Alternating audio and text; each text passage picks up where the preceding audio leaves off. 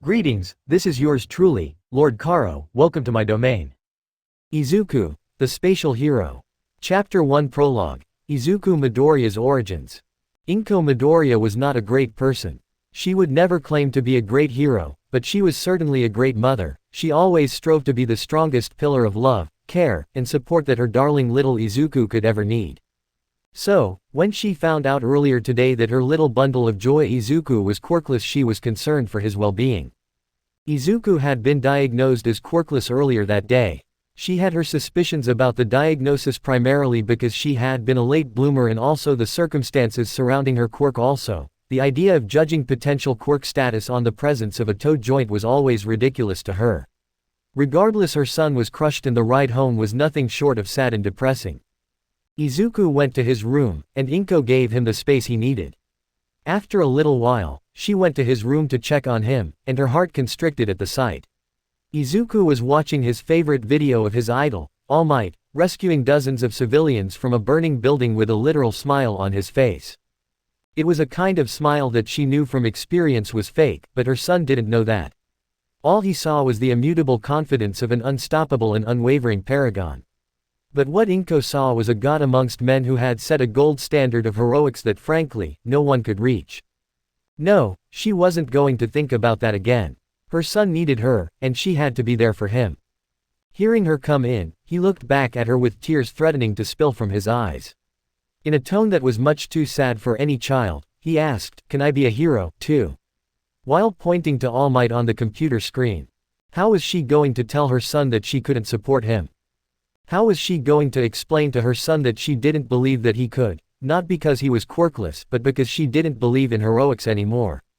How could she properly articulate that heroics are nothing but rotten eggs coated in diamonds?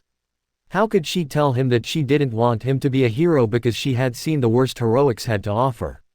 How could she tell him that heroics are nothing but a glamorized job run by a bunch of staunch idiots? She looked at him and sighed. This is a decision she would either regret or look back on fondly, but oh well, it was now or never. She quickly made her way to her son and wrapped him in a warm embrace, running her hand through the soft, wild curls that she loved so much while whispering quiet assurances to him. "Izuku, look at me," she softly began, wiping away the tears from his face with her thumb when he complied. "You are a courageous, kind, and brilliant boy with a heart for helping everyone in need. I truly believe that you could become a hero." Izuku looked at her with a hopeful but suspicious gaze. He looked like he truly wanted to believe her, but something was holding him back. There's a but to this, isn't there?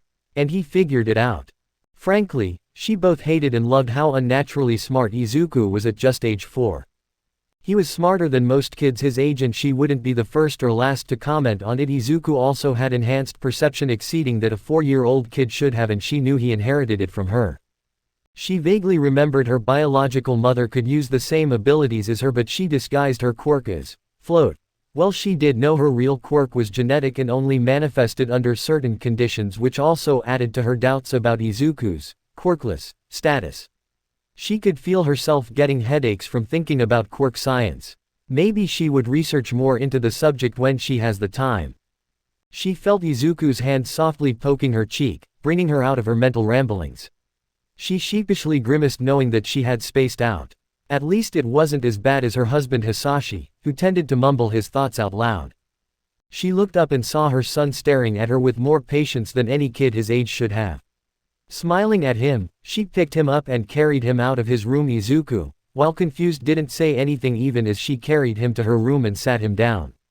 Inko sat him down on her bed and walked towards her closet. She reached for the door and hesitated, having second thoughts about going through with her plan. She couldn't have any second thoughts. She was doing this, and she was going to see it through. Pushing forward, she slid open her closet door and moved the hanging clothes to the side before reaching for the wall behind them and pushing on a secret panel. Part of the wall caved in and revealed another compartment within, and she stepped to the side to show Izuku an old hero costume hanging in the space where the wall previously stood.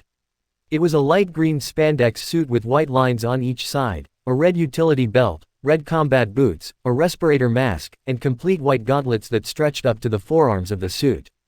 She turned to her starstruck son, who was looking at the costume with a mix of incredulity and wonder. She smiled sadly as his eyes finally fixed on her. You're a pro hero. But I've never seen you go on patrol. Are you an underground hero? How do you fight criminals? You have such a fantastic quirk, so I suppose it does make sense. Even if you couldn't move people with your quirk, you could easily attract and manipulate small, heavy objects around to direct them in combat or rescue operations. Breathe, she instructed with a more genuine smile. When he stopped his mutter spree, she sat down on the bed next to him and readied herself for the conversation that she never wanted to have. To answer your questions, yes, I was a pro hero.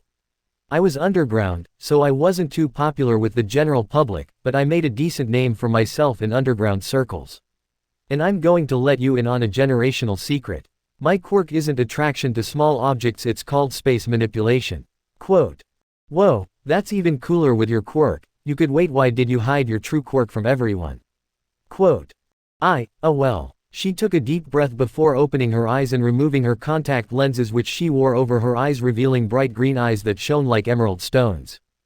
Izuku, she began, her voice serious and lacking the motherly affection it usually had. There was once a powerful villain with the power to steal quirks, and he had been after my bloodline for years, and yes, my quirk is genetic, which means it most probably was passed down to you, which is why I have my reservations about you being quirkless. Quote. I'm showing and telling you all of this to answer your question from earlier. I truly do believe that you can become a hero. But I don't think you can become a hero like All Might. She could see the pain and hurt in his eyes before they gave way to a pleading ferocity. But All Might is the greatest hero. That's mostly true, she began, and that's part of the problem. All Might is like a god amongst men. He sets an impeccable standard for heroes everywhere, one that most people may not be able to attain because they're just not as absurdly powerful as him. Are you following so far? At his nod, she continued. All Might can do things that most heroes could only dream of doing, and that's even with quirks of their own. For now, you don't have one of your own, and that will make your journey to becoming a hero significantly harder. You will have to work at least twice as hard as everyone else just to catch up with them, and even then, you may only receive less than half of the credit when the job is done. Inko wasn't going to pretend that Izuku wouldn't face any discrimination for being quirkless. It was something that he was better off knowing right away than finding out later in a less favorable manner. She paused to ensure that he was still paying attention. When she confirmed that he was, she pressed on. It will not be an easy task, Izuku. You will have to dedicate a sizable portion of your time and energy to training and preparing for this, both physically and mentally. There's also no real guarantee that it will work out, and that's even with a quirk. She sighed. There's the issue in the room that you currently don't have a quirk, and while that may seem like a death sentence, it isn't in the grand scheme. Not everyone has a combat-applicable quirk, so those heroes that don't must work around that limitation to keep up with other heroes that do, as well as villains with powerful and dangerous quirks. You'll need to know how to defend yourself, how to combat any potential enemy, how to prepare for any and every situation, and when to take a step back and call for help. Luckily for you, your mother happens to be a retired pro living with you in your home and will happily train you to be the first and best quirkless goddamn hero this city has ever seen. She knew she made the right decision as she watched Izuku's hope return and the light in his eyes brighten in real time. Are you ready for the sheer amount of hard work that you will have to put in to become a hero with or without a quirk?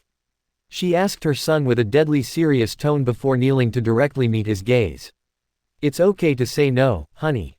No matter what you do, no matter what you decide on, no matter what path you take, I will always love you and be in your corner to the very end. You have my unconditional support, always. Izuku teared up again at the declaration, but they weren't pained tears like they were before. Inko could see a steely determination form from the hope in those watery eyes of his, and she had all the answers she needed. She knew that she would soon have to test his resolve, but for now, she knew she made the right decision. Thank you, Mom, he muttered. Of course, my little Izu, she responded. She felt him go still in her embrace for a moment before pulling away to gaze curiously at her. But Mom, you said I don't currently have a quirk, as if it might change. Do you think that might change soon? Well, it's possible that you're a late bloomer like me, or that you have a quirk that's more latent than other quirks. I'm sure you've noticed that you're considerably smarter than everyone around you at your preschool. And your situation isn't hopeless because I didn't manifest my quirk till I was 6 years old. And he had noticed if the way his eyes suspiciously could not meet hers in embarrassment was any indication. The other kids just call me weird. I notice that I sometimes make the adults uncomfortable when I'm around them. I just figured I was ahead because I knew how to use the computer and internet early. Anyway, she continued, I'll have to do a bit more research on quirk science and investigate some things in our family before I can give you a definitive answer. For now, I'll handle your training without any quirks in mind. Okay, Mom, he replied before his eyes lit up again. Why did you retire, anyway? She should have expected that question. She tried to brush over the fact that she no longer did hero work and put the idea of her training him into his head as quickly as possible so that he'd focus on the training and not the other details, but she should have known better. Her son wouldn't just miss details like that. Unfortunately, she'd be sure to immerse him in the world of informatics and investigation as part of his training. Another time, sweetie, she said with a grimace. How about I make you some katsudon to celebrate the start of your training? Izuku's eyes narrowed at her, but he reluctantly accepted the bribe to drop the subject, at least for now. She knew she wouldn't get off that easily, though. She'd have to come clean about everything sooner or later on, but she would hold out for as long as she could until he was old enough to handle it. For now, she'd sharpen him into a blade ready to deal with the most dangerous parts of heroics, both villain and hero alike. Chapter 2 The Beginning. It is not clear when it began, but people speculate it has been nearly 2 centuries since that day. The day when the whole world was taken aback by the news of the birth of a mysterious luminous baby in a city in China. The news had been circulated throughout the world and scientists and researchers from all over the world began researching this peculiar phenomenon that had suddenly occurred in the world. After several experiments were done on the samples taken from the baby, scientists found a peculiar strand of DNA that had been present in the cellular structure of the baby. Studying it further, scientists were able to discover that the origination of this phenomenon was due to that DNA strand. Soon after, several cases of people unlocking weird abilities began making headlines and were constantly being reported from various parts of the world. Some people could create ice blocks to cover their hands, people could move objects telepathically and do other weird things. Scientists began researching further in this new phenomenon, and surely, each of these people had that unique strand that was traced as the origin of all these weird abilities. But as time progressed, extraordinary things became ordinary. And these new abilities were given the name of quirks. However, these abilities opened up the gates for newer possibilities. Dreams became a reality. And soon enough, movies became real. With the emergence of quirks, the order and law enforced by the governments of the world began falling. There was a sudden increase in the number of criminals who were termed as villains. To deal with this new threat, governments all around the world decided to form their group of people. A group that would combat these villains to maintain order and peace.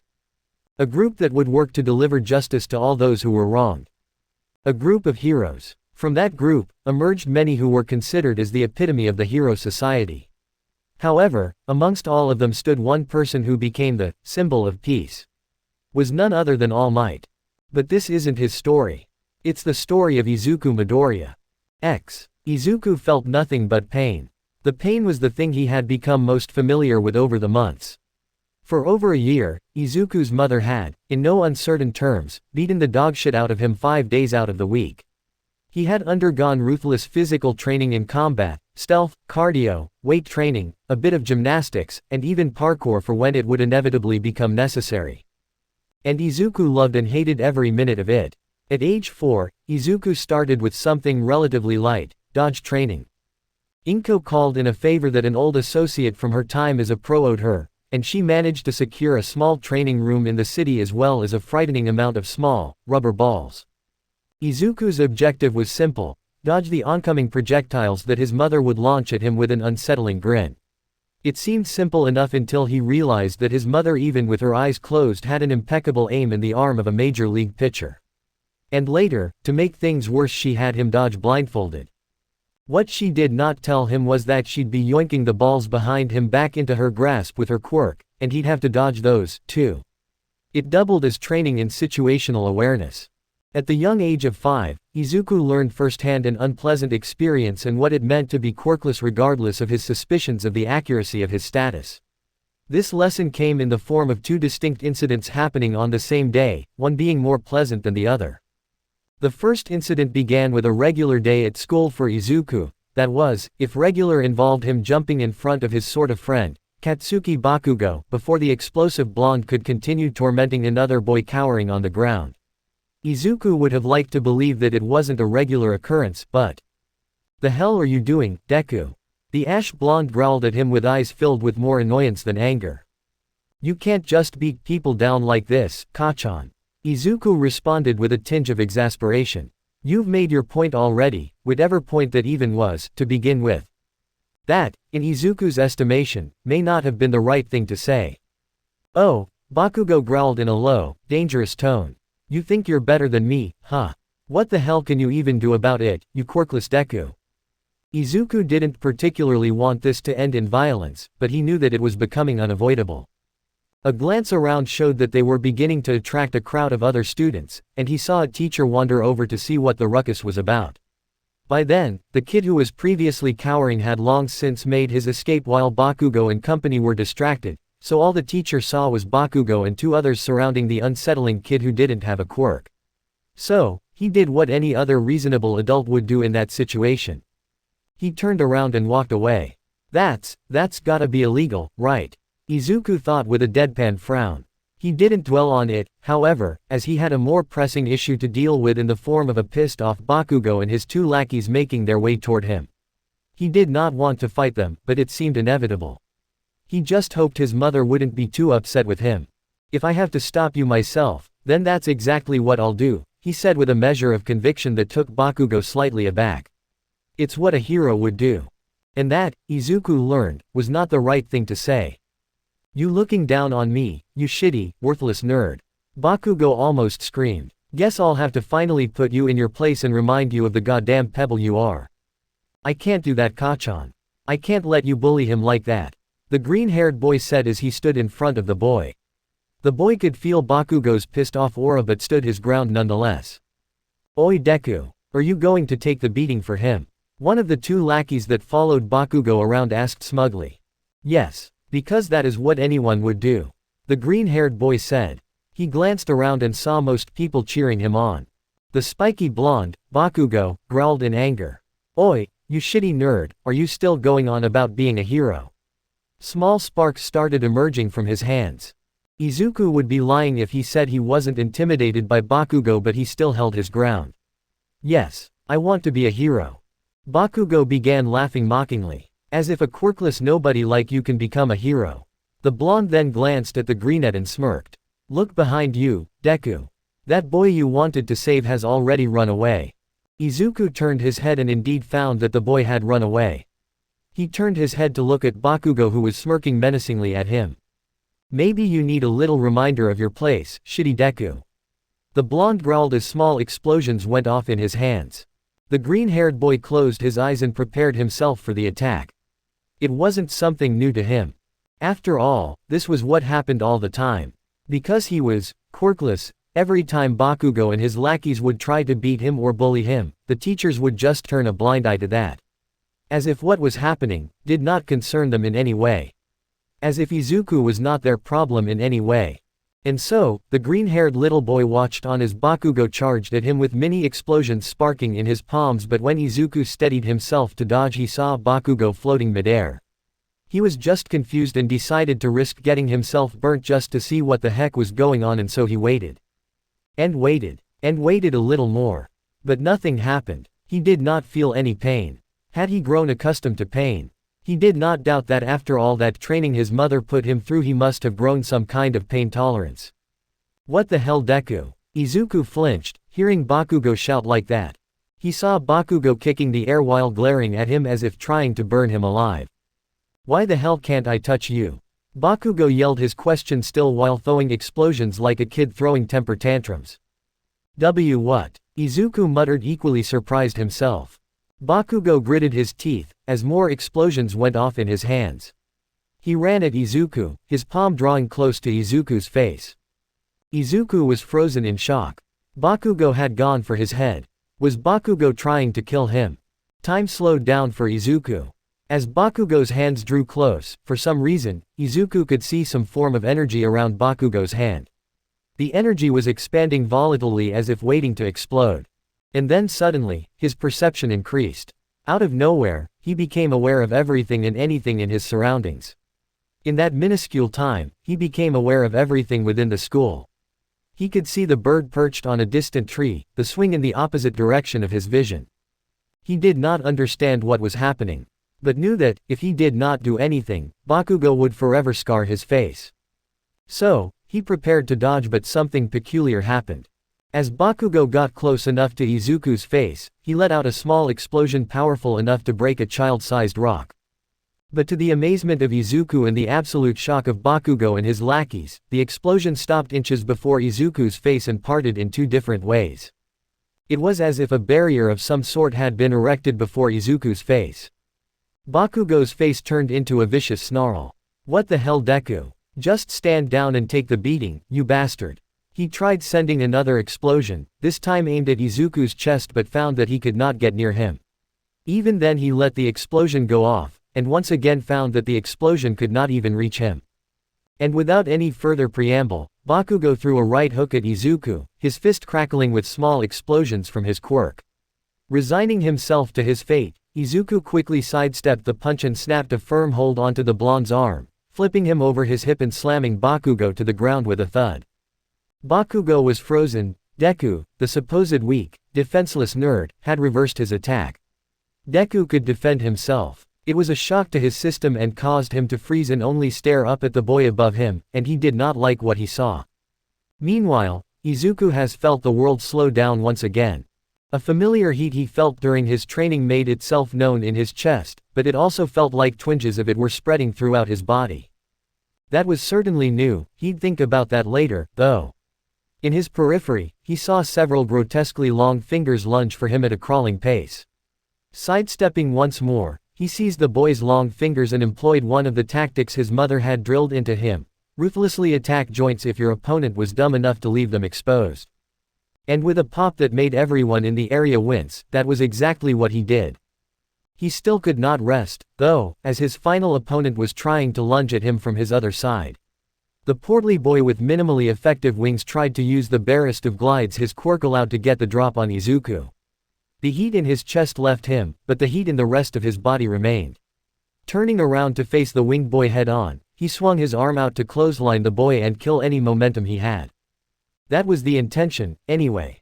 What happened was that the boy slammed into Izuku's arm as if it were a wall, and Izuku inadvertently launched the larger boy into the crowd with the follow-through of his swing. Yes, that was certainly a new development. While Izuku was stuck contemplating what exactly happened amidst the deathly silent and awestruck crowd, Bakugo was focused on what he had seen. He gritted his teeth. His eyes moved upwards and met Izuku's eyes. And for the third time that day, his eyes widened in shock. Because staring right back at him weren't the green eyes that he had become so accustomed to. Instead, a pair of green eyes that shone like emeralds stared back at him. These eyes were different. These eyes had a certain glow in them that did not fit well with him. These eyes seemed to pierce right through him, gazing at his soul and judging him. There was something wrong with Izuku's eyes and Bakugo did not like it. Deku's got a fucking quirk, and he's been lying about it. While Bakugo silently fumed at the perceived injustice, the teacher from earlier had finally returned to handle the ruckus. However, he was met with a silent collection of children all staring in tangible wonder and fear at Izuku. "Midoriya, what have you done to these boys?" The teacher immediately accused with a stern glare at the young green head. A part of Izuku wanted to flinch and cower at the glare he was receiving, but a larger part found the man lacking an intimidation factor compared to the frightening taskmaster that was his mother. However, the older man did not even give Izuku a chance to speak before he quickly disregarded him entirely. "I don't want to hear any of your lies," he said before turning to a bystander. "What did Midoriya do to those boys?" Said bystander, a brunette with a heavy chameleon mutation, looked as if he was about to speak before one of his eyes fell on Izuku. The chameleon boy subconsciously flinched at the gaze, regardless of how non-threatening it was. Nothing," he quickly answered. "He did nothing." The teacher raised an eyebrow, not convinced. "Oh," he asked, now turning his gaze to the crowd at large. "Did Midoriya truly do nothing?" The choruses of, "Yep, yeah, and, I'm not a rat," surprised the teacher. It was very unusual for anyone to go to bat for the little, quirkless weirdo, much less an entire crowd of bystanders who had just watched a fight. Realizing he couldn't reprimand him without any proof, he scanned the area to find even the smallest thing to pin on the boy. His eyes landed on one of the students on the ground, clutching his fingers as if they had been broken. A cruel smirk finally found its way onto his face. He walked over to the boy and kneeled beside him. "Did Midoriya do this to you?" he asked as gently as he could manage. The boy briefly looked up at the man through the pane before his gaze flickered to the aforementioned boy, and he immediately clammed up. I fell," he quickly stuttered out before shutting his mouth again. The man was now positively beside himself. He could not fathom what the hell the boy had done to command such fear. Was it fear coming from the other children? It certainly wasn't respect or anything positive in nature. The man made a mental note that Midoriya needed to be watched by the faculty and potentially some other parties. Before he could travel any further down that thread, the boy of the hour hesitantly stepped forward. Izuku weathered the weary and fearful looks of the other children as well as the heated glares from the teacher and Bakugo before stopping in front of the kid whose fingers he, as his mother would say, forcefully readjusted. The crowd of onlookers had assumed that they could not have been any more surprised by the day's events, but the blatant display of a quirk from the quirkless kid after he had handily defeated the class tough guy and his cronies was a little much for those in attendance. Many had decided to just walk away from the scene to process everything somewhere else, while many others, such as the wing boy, made mental notes not to mess with Midoriya again, lest they get their fingers broken, as well. Bakugo's two cronies scampered away to lick their wounds and think about their life choices. Bakugo, on the other hand, had festered into a vicious glowering, trying to will the greenhead to melt with his glare. It wasn't yielding any success, which only served to strengthen the blonde's glare. Izuku could only sigh in a mixture of frustration and resignation as he walked home from school. He was looking forward to giving his mother the news, although, he was curious as to how it would affect his training. His mother had specifically not accounted for quirk usage in any of the combat and movement training they had done, so he supposed that she would figure out ways to incorporate his quirk in the routines and stances in a way similar to her fighting style. Of course, he still remembered when his mother told him her true quirk. Maybe, the barrier was an application of space manipulation, probably. He was certain that the warmth he periodically felt during training had something to do with it rather than just being adrenaline, and he at least knew that he could erect barriers with whatever his quirk was. Deku. He had sensed a presence waiting around the school when he left, and the presence followed him on his path home. If it weren't for the shock of ash blonde in his periphery whenever he glanced over, he would have been worried and taken a different route. Stopping and turning to face his sort of friend who had been following him, he took stock of the livid snarl his face contorted into. "This is probably about my quirk," he thought with a sigh. "Hi, Kak, where the fuck do you get off looking down on me, huh?" Bakugo interrupted Izuku with violently crackling palms. He grabbed the scruff of Izuku's gakurin and pulled the boy into an adjacent alleyway before roughly tossing him into it. "Looking down on you?" Izuku ventured in confusion as he stood and dusted himself off. He hadn't been looking down on Bakugo at all. Sure, he thought the boy was a jerk more times than should be necessary, but he didn't think any less of him, especially not in comparison to himself. Up until that afternoon, Bakugo had a quirk and Izuku didn't, and that automatically made him superior to Izuku in the eyes of society. Izuku was well aware of that. "You've been hiding your shitty ass quirk all this time to laugh at me behind my back, haven't you, you shitty fucking Deku?" Bakugo interrupted Izuku's internal musings with more screaming.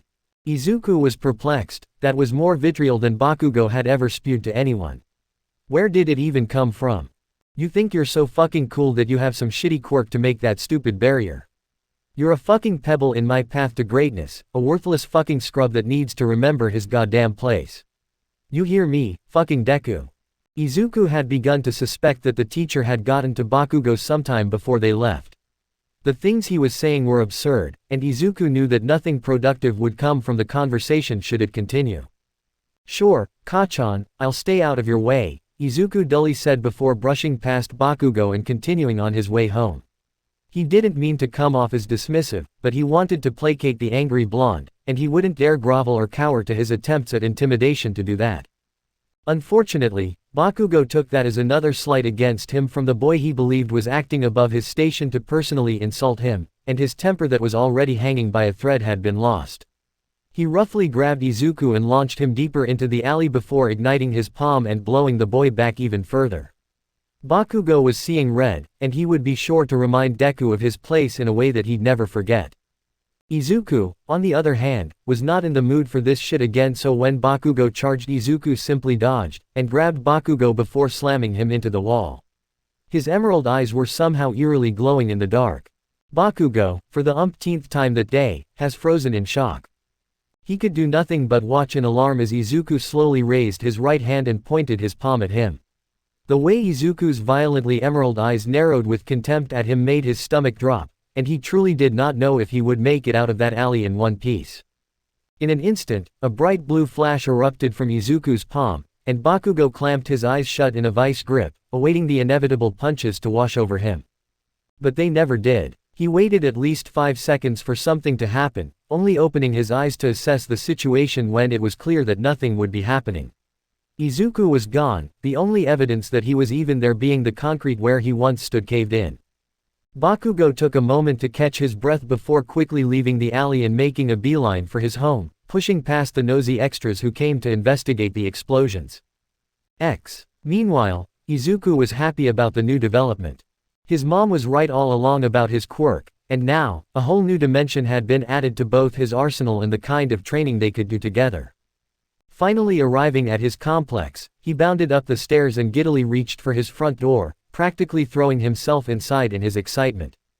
Mom, you were right. I have a quirk. Chapter 3 Spotlight to Ua. Mom, you were right. I have a quirk. Quote. Izuku threw himself inside the house with no restraints and lots of excitement, but to his surprise, the house was eerily quiet. Mom, where are you?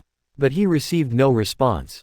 He then looked around and saw a paper on the table along with a pizza box. Picking the paper up, it read, Izuku, I'm sorry I'm not at home right now. I got an emergency call from an old friend and hopefully I'll be home soon, and the pizza box will be in case I don't come back home in time to make dinner. P.S. Mom. Izuku exhaled, feeling very exhausted as he relived the day's events. Plopping on the chair, he dropped the paper on the table and turned on the TV. Well, the news could wait till later. Inko sighed as she blew her hot coffee. The person sitting across her had not said a word and she was getting annoyed. Well, long time no see Kana, why haven't you been calling me? Well, hero B business and all that. The purple-haired woman sitting across her answered. She was relatively pretty with her purple hair, eyebrows, and the casual hoodie jeans and glasses she was wearing. I always took the time out to train you, I never gave excuses even while I was a hero. Seriously, how hard is it gonna be to pick up the phone and dial my number? I'm sorry, Kana said with an apprehensive and downcast look on her face. Inko leaned closer to Kana's face before saying, why are you scared? Did I touch you? Did I do anything to you? Inko asked with a confused expression on her face, and the sunglasses she wore weren't even hiding her raised eyebrows. Why, you did a lot of things to me. Kana thought with a pensive look on her face before replying. No, you didn't do anything to me. Stop stuttering. It's annoying. Oh okay. So what you call me for? And it better be something worth my time, but I can't even be that mad because I came here for good coffee and I got it. Inko said while sipping her coffee. Well, they offered me a job at UA and I recommended you. Damn it, get your thoughts back in order, Kana. Inko asked with raised eyebrows while looking at Kana with a smile on her face. They recommended me for a job. I heard you the first time, that's why I said, didn't you tell them about my retirement? Inko asked with a confused expression. Why, yes I did, but you're a better teacher than me. Sorry, but Limitless is retired now and she isn't coming back. Well, look at it this way, if you come out of retirement, well, you don't even have to come out of retirement fully, you just have to come and teach some kids at UA. I'll think about it, was Inko's simple reply. Inko then stood up like she was about to go, but a voice called out to her and stopped her in her tracks. She turned back with an annoyed face to reply. What is it, Kana? Kana fumbled with her purse before pulling out a newspaper and tossing it to Inko, who caught it and began to read. She pulled up her glasses and in less than a minute she was done with reading it. It was an article about how the commission was ignorant of reforming long-thought dead ideals. Anything of note? Potentially too many things of note. Inko frowned. A terrorist call doesn't sound like something you'd contact me for. It's about the Meta Liberation Army.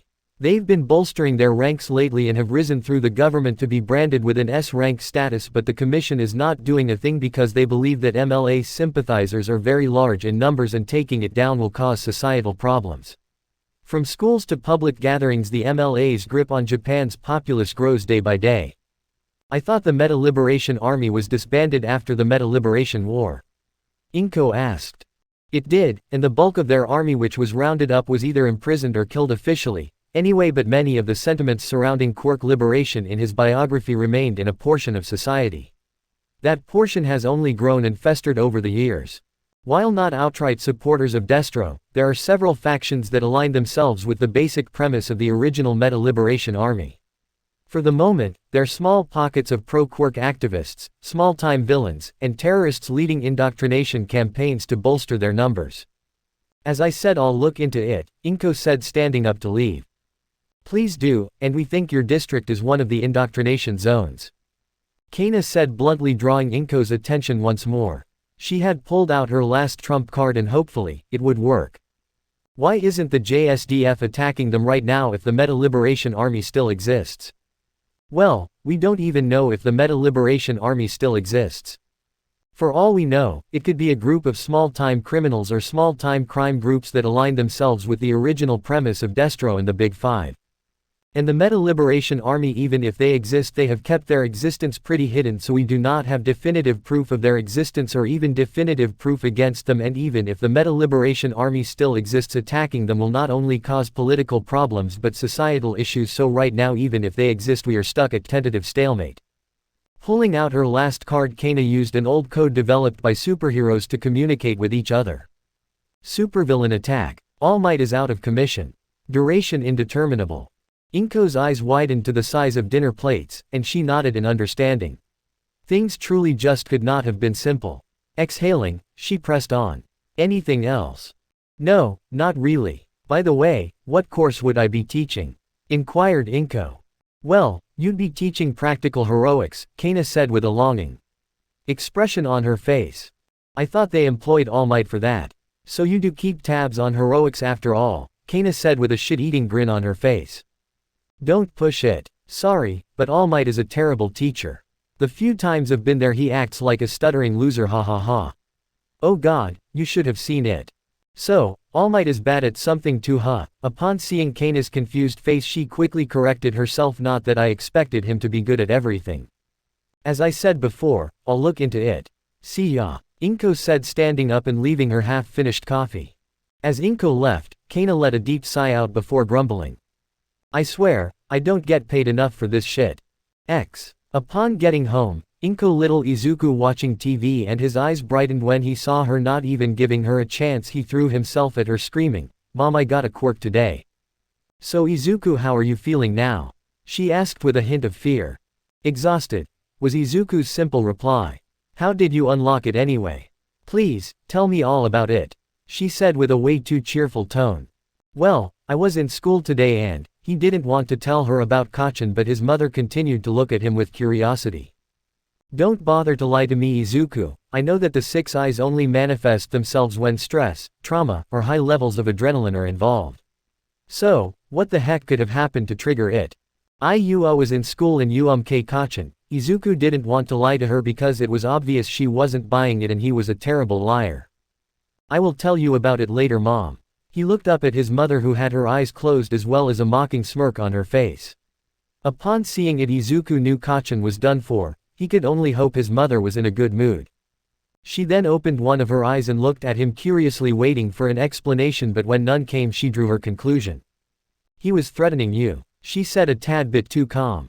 He knew she was ruthless, especially during training, and he knew of her past as an underground pro-hero, but that newest bit of information only confirmed one thing to him. His mother was fucking terrifying.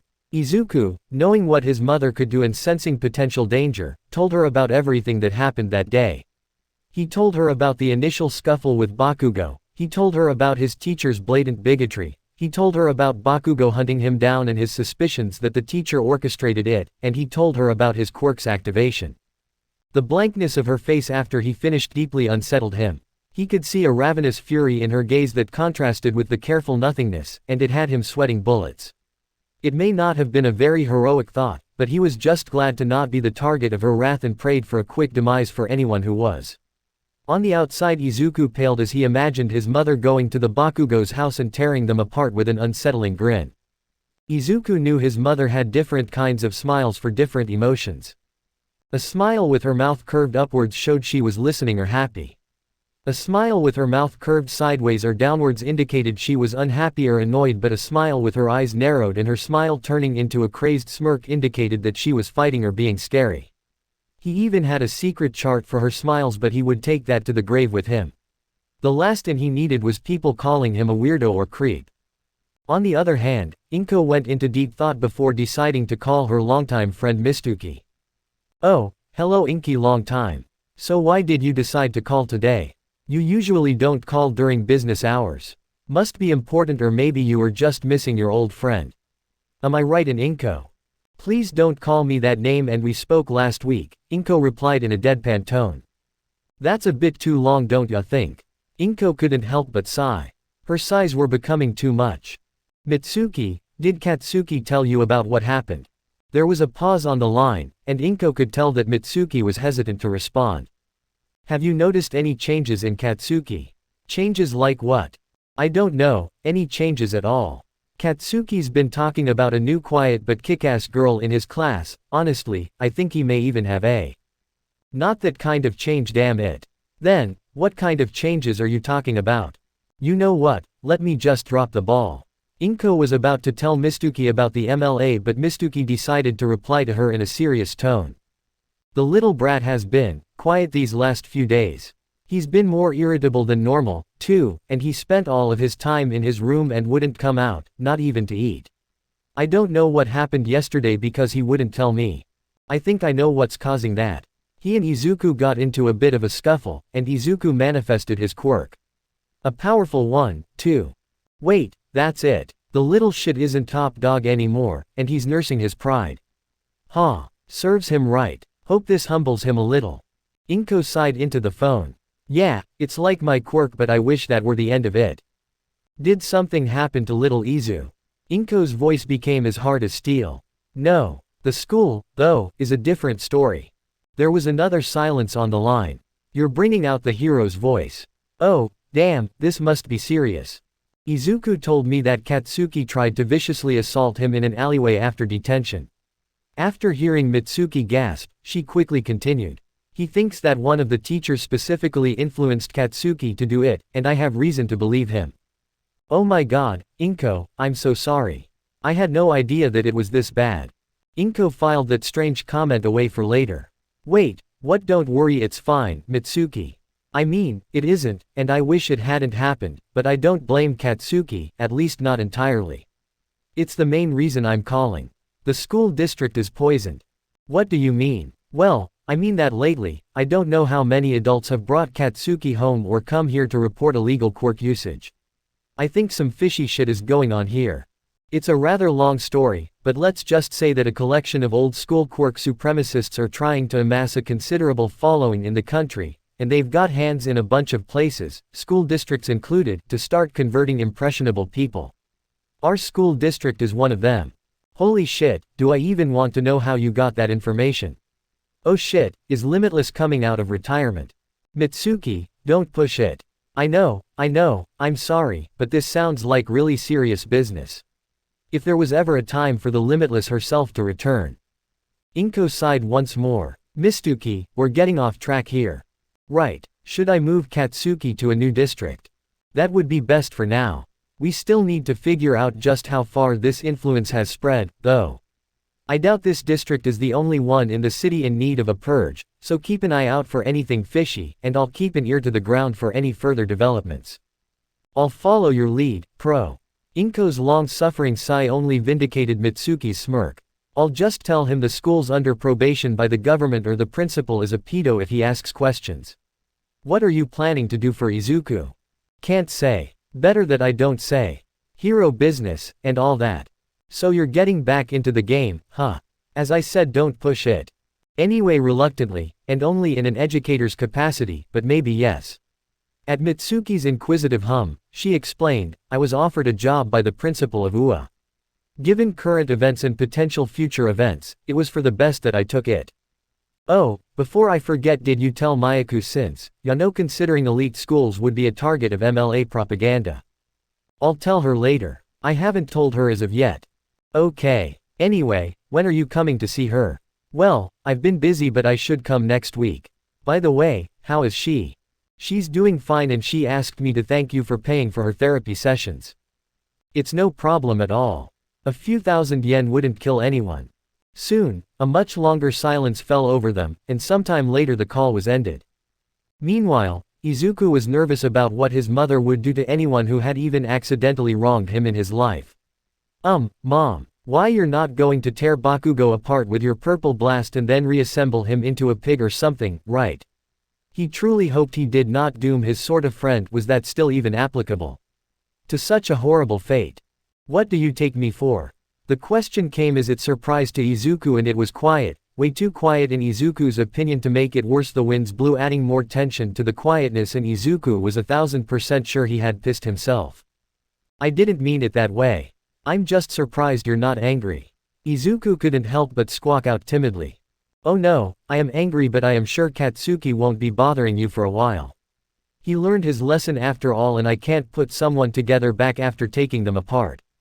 What I'm bothered about is the teacher who decided it wasn't a good idea to put my child in harm's way.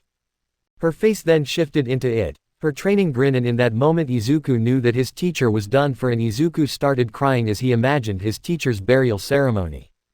Anyway, I got a job offer at UA as a practical heroics teacher. UA, the UA.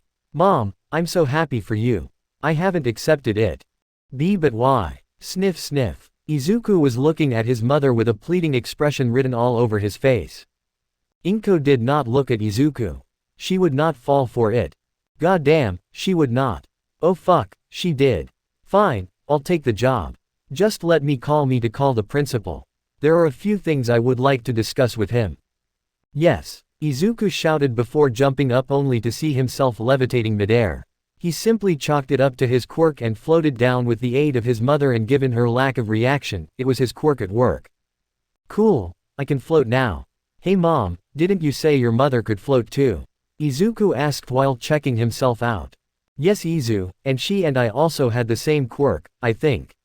But anyway, I'll explain it to you later. His mother answered while smiling. Inko, in deep thought, decided to call her longtime friend and associate, the one and furry Nezu. Nezu was a non-combatant pro who had saved her life directly or indirectly on many occasions. He was one of the people Inko could explicitly trust from her time as a pro. Picking up the phone again, she dialed the little trickster's number. Hello Nezu, long time, Inko said, simply keeping pleasantries to a minimum. How long has it been? 7 or 8 years. 7 years 6 months and 3 weeks. A voice replied to her over the phone. Hello, Mrs. Midoriya, how nice is it to talk to you again, or shall you return to being Ms. Mikumo since your husband died a few years ago? A voice chirped ecstatically over the phone. How did you know? It happened a few years ago and I don't remember telling you anything about it. In fact, you know what, forget about it, you are Nezu. That I am. Cut the shit Nezu, I know you're behind this. Oh my, what would make you think that, Ms. Mikumo? Just call me Inko. Was everything she said true? Yes, unfortunately, I am creating a war council and gathering allies. We can't tell if our comrades are sympathizers to their cause, but better safe than sorry. I have allies infiltrating Deka City as we speak. Deka, Inko tried to jog her memory. That's the weird city that people who live there sprout quirkist ideals, right? The tens of thousands of people there who tend not to move out to anywhere else. Inko paled. Potentially tens of thousands of isolated people living within an MLA indoctrination camp, Nezu answered with a sad tone. And what about All Might being out of commission? That is not something we can discuss over the phone, Nezu answered solemnly, but his tone left no room for questions. Changing topics, what would I be teaching and why didn't I know you were now the principal of UA? It was a development that occurred during your absence from heroics, Nezu began. It's my way of shaping future generations of heroes away from the Commission's influence, and, hopefully, to create fewer situations where fantastic heroes like yourself become too disillusioned with the ugly truth. And I'm planning on you teaching 2nd and 3rd years practical hero course. Despite All Might being a terrible teacher, the first year's curriculum is easy enough for even All Might to teach, but the second and third years are more complex. Too complex for All Might to teach. What makes you think I'm a good teacher? You trained Kana and she's a top 10 hero. She told you right. That little dipshit, I'll strangle her next time I see her. Please don't. Any way for kids now to become heroes. Inko's glare softened, and she took a minute to gather the right words to respond to Nezu. To do that, you'd have to clean up the ugly truth that's hidden away. Oh, don't fret, taking down the hero commission is next on my list after the MLA, Nezu happily responded. Inko couldn't help the chuckle that escaped her. Never change, rat. I also presume you will be pulling Izuku from his current school, given the knowledge that it is likely an MLA indoctrination center, he continued. Might I suggest in schools free of MLA influence? Sure, but I have one condition. Well, name it. I'll deal with Izuku personally and my son can come to train at UA. She said, showing her training grin. Izuku, who was sitting listening to the conversation while eating pizza, stopped and looked at Inko. What he saw made a shiver go down his spine. He wondered at that moment if he made a mistake by pressuring his mother to accept the job offer. Well then, Limitless, I'd like to humbly welcome you to our UA staff, Nezu said over the phone. Inko flinched at the use of her hero name. I suppose I have to get used to hearing that name again. The soft sound of snickering made her turn to her son with an annoyed glare. What? Limitless? Really? Izuku managed through giggles. It was original at the time. Inko defended. And you have no room to poke fun, Mr. Small Might. Mom, you promised not to talk about it anymore. Chapter 4 Reality Check. 2 years after Izuku's training began, Inko had bought herself a restaurant, and although small at first, it grew in a few years to become one of the biggest Japanese-centric restaurants in the world. Overnight, Inko became the thing she hated most, a celebrity. While she hated her newfound celebrity status, that didn't mean she hated her wealth. She bought an old, abandoned Japanese-themed house a few blocks from where she formerly lived and renovated it. It was a duplex with tatami floors, matte flooring, sliding doors, and wooden Ingawa verandas. She had also begun to participate more in heroics again, advising the current owner of her former hero agency and her former mentor, Kana Sutusumi aka Lady Nagant. Overall, things were good for years. Regarding the MLA, many schools including Izuku's school had been shut down by the Hero Commission due to quirk discrimination and the promotion of terrorist ideals. Finding evidence against such schools wasn't hard. Statements from suspicious parents like Mistuki and children, as well as the presence of MLA materials. The last school shut down was an American-owned private school for the elite, as well the last of the 12th district by their count across Japan that had been seized, and they were beginning to realize just how bad the issue had truly been. Once one went down, several more accidentally revealed themselves by going on high alert.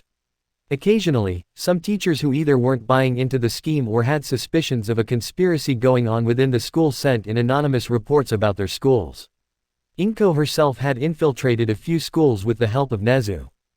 The former led to a lot more indoctrination plots being revealed. The worst was that most schools that were interrogated revealed their connection to quirk supremacist groups not directly tied to the MLA, which still meant that the situation had not changed and the tentative stalemate was still in place, much to the dismay of Nezu and Inko. Inko had taken Izuku to an academy called Some, which was a prestigious school for the elite under strict supervision from the government and heroes due to the high amount of aspiring pro-heroes, rich kids as well as relatives of prominent pro-heroes attending there. Grr. Slamming his arms into the pesky alarm clock, Izuku removed the blanket from his face and crawled out of the bed with an annoyed expression written all over his face. This was Izuku Midoriya, now 15 years old, who had grown quite a lot in the last decade. He now had muscles, six-packs, and had grown much taller, standing at 5'9" inches tall, and thanks to his mother he now had an above-athletic figure. It was another Saturday, which meant no school, no homework, and no training session with the bane of his existence, his mother. Meandering to the bathroom, he did the usual. He brushed his teeth, took a shower, and went to the dining room to have breakfast when he saw his mother preparing breakfast while humming an unfamiliar tune. "Good morning, Mom," Izuku greeted cheerfully as always. "Good morning, Izu-chan," his mother greeted back, giving him a bright smile. "Izuku, your UA entrance is coming up in a few months and I hope you're ready," his mother said while still cooking breakfast. Yeah, I'm ready for anything, although I still don't understand why you won't recommend me or tell me what the standard entrance is about. Oh come on, what would be the fun in that? And if you want a clue, you have to be smart as well as strong to pass. Izuku didn't reply, but he gave his mother an annoyed glance. If you want to prepare, clean up Dagoba Beach with your quirk. Dagoba Beach? I don't know the place you're talking about. Just ask for directions. And I want the beach cleaned before the UA entrance exam. Is that a challenge? Izuku asked, smirking. Sure, take it as you will.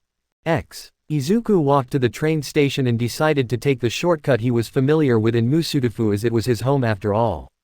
He walked, getting under a tunnel while browsing for the latest hero news on the phone.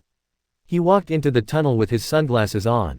It was too dark for a normal person to see through, but to him, it helped filter unwanted details out of his vision. It was all due to his quirk, and while the six eyes were a blessing, they were also a curse. They could see things at an enhanced rate as well as in excess detail. He could also switch between different visions depending on the situation, and his eyes also helped his hero analysis. Izuku had a very keen interest in studying heroes and villains alike and deciphering their quirks, finding ways to counter them, and ways to even improve them. His six eyes helped him with that a lot. The very first thing that his mother told him about his quirk was it was called Limitless. It had three components, which application was the manipulation of space, and the six eyes was a biological mutation that could not only see when quirks are being activated, but could also understand someone's quirk to some extent just by looking at them. If he looked at someone like Bakugo, he would see the energy in his palms as well as the energy emanating from his quirk factor. But too bad he couldn't turn off the damn thing. But this power also came with downsides. One was that it took direct eye contact with the person's body. However, his mother told him that if he kept training the six eyes, he could one day instantly identify the quirk and get the deepest understanding of how that quirk works. The other downside was that in a world filled with quirks, if he kept his eyes uncovered, his eyes would constantly analyze quirks on their own, putting a great amount of strain on his brain, and he would be seeing things in more detail than necessary, and it was very annoying. It was like his eyes were feeding his brain too much information, and he would constantly get migraines and headaches when he first discovered that his eyes could do that. That was when he was just 5 years old, and shortly after he awakened his quirk. His mother found a way around that weakness by making him wear the darkest glass available. While a normal person would not be able to see anything, thanks to his quirk, he could see even through the darkest glass in the world. That day, Izuku learned the hard way why his mother covered her eyes most of the time. And even with his eyes covered, he could still see the world in some kind of infrared vision. Izuku was so absorbed in his mental ramblings that he failed to notice the moving piece of sludge that crawled out of the sewers. Ah, a medium-sized cloak now, thanks to you I can finally escape All Might. The sludge said, all the while moving towards Izuku. Izuku in question just raised his eyebrows and watched as the sludge crawled towards him. All Might is in Musudafu, was the only question running through his mind as the living pile of sludge crawled towards him. Sighing, he activated Infinity, and the sludge proceeded to slam into an invisible wall. Shit, is this your quirk? The sludge villain retreated while asking, slightly dazed from the ordeal. Yeah, and now that you know you can't touch me and All Might is after you, what are you going to do? Izuku asked with a smirk in his face. Shit, the villain said, realizing the situation it had gotten into, decided to do the next best thing, which was to flee the scene, but All Might came bursting out of the sewers with a mighty leap and a hearty laugh. I am here, All Might said while coming out of the sewers, showing his giant smile and ripped muscles. You have been terrorizing this city long enough, villain. Oh shit, it's All Might, Izuku said while trying and failing to keep his fanboy nature in check. All Might punched the air in front of him, and while it may have seemed like a random action, the pressure of his punch was more than enough to blow the sludge villain and Izuku away. Izuku hit the ground with a thud, and he then proceeded to get up while still looking at All Might with awe. Sorry young man, I may have overdid that punch, but I have been pursuing that villain for hours, ha ha ha. It's okay All Might, I understand, and we should probably capture that sludge, he said while pointing to the liquid which was scattered everywhere. Thank you for your help, young citizen. But I can take it from here. It's okay All Might, and trust me, this will only take a second. He said with a confident smile, and then proceeded to raise his hands, and a blue sphere began to form in his hands, which attracted the sludge to form a perfect sphere in his hands. All Might just handed him a bottle wordlessly, which he then put the sludge in. Handing the bottle back to All Might, he began to search himself only to let out a groan when he found out that his notebook wasn't with him. Please do tell, young man, what is your quirk? It's space manipulation, Izuku answered simply. Haha, that is a very useful quirk, young man, especially in heroics. Well, thank you for your continued support, citizen. All Might said while flexing his legs. Izuku blushed a little at the comment and he saw All Might stretching his legs, probably about to go. Izuku raised his sunglasses to take a look at this man's quirk and what he saw shocked him. All Might body had energy wafting out of it and Izuku deciphered that his quirk had to deal with stockpiling of energy which he released for short bursts of strength. Izuku saw the wound at his side and before he could even ask what it was, All Might leapt away leaving a dust trail in his wake. As Izuku walked to Dagoba Beach, there was one thing on his mind, no, two things. 1. Failure to get All Might's autograph. 2. Coming up with theories on All Might's quirk. He knew that All Might's quirk was an emitter that stockpiled energy for short bursts of strength, but even though the Six Eyes had shown him what All Might's quirk was, there was a theory in his mind that suggested otherwise. If All Might's quirk was indeed an emitter quirk that stockpiled energy, then with his feats the amount of energy required would be too much for his body to handle. He would be breaking his limbs every time he tried to use the quirk and the energy required in the first place would be enormous. More enormous than any stockpiling or strength could dish out. Izuku continued to mull over All Might's quirk and his injury. He saw the injury and it was nasty. He wondered what kind of villain could do that to him. Maybe he overlooked it as it was only a quick peek and it was only a minor injury. Injuries were common in their line of work after all. Izuku continued to think about it as he got to the train station and boarded the train. Setting the maps on his phone for Dagoba Beach, he finally allowed himself to sleep. Upon getting to the beach, Izuku was surprised by the amount of trash he saw. Broken appliances, cars, and heaps of metal and trash, plus the whole place reeked. It was like the whole city just came together to dump their whole trash there.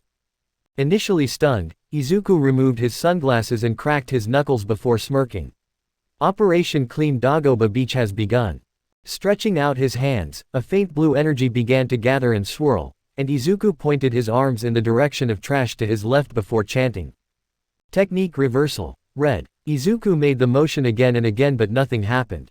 Mulling over his inability to master or use red, he instead decided to use its opposite. Technique amplification, maximum output. Blue. In an instant, the trash began to get absorbed and compressed into a small blue sphere in his palms, and when Izuku felt satisfied he stopped the energy and looked around. 1/3 of the trash on the beach had been obliterated and compressed into a small blue sphere the size of a basketball. Izuku looked at the sphere in his hands and groaned. If only he could use reverse techniques.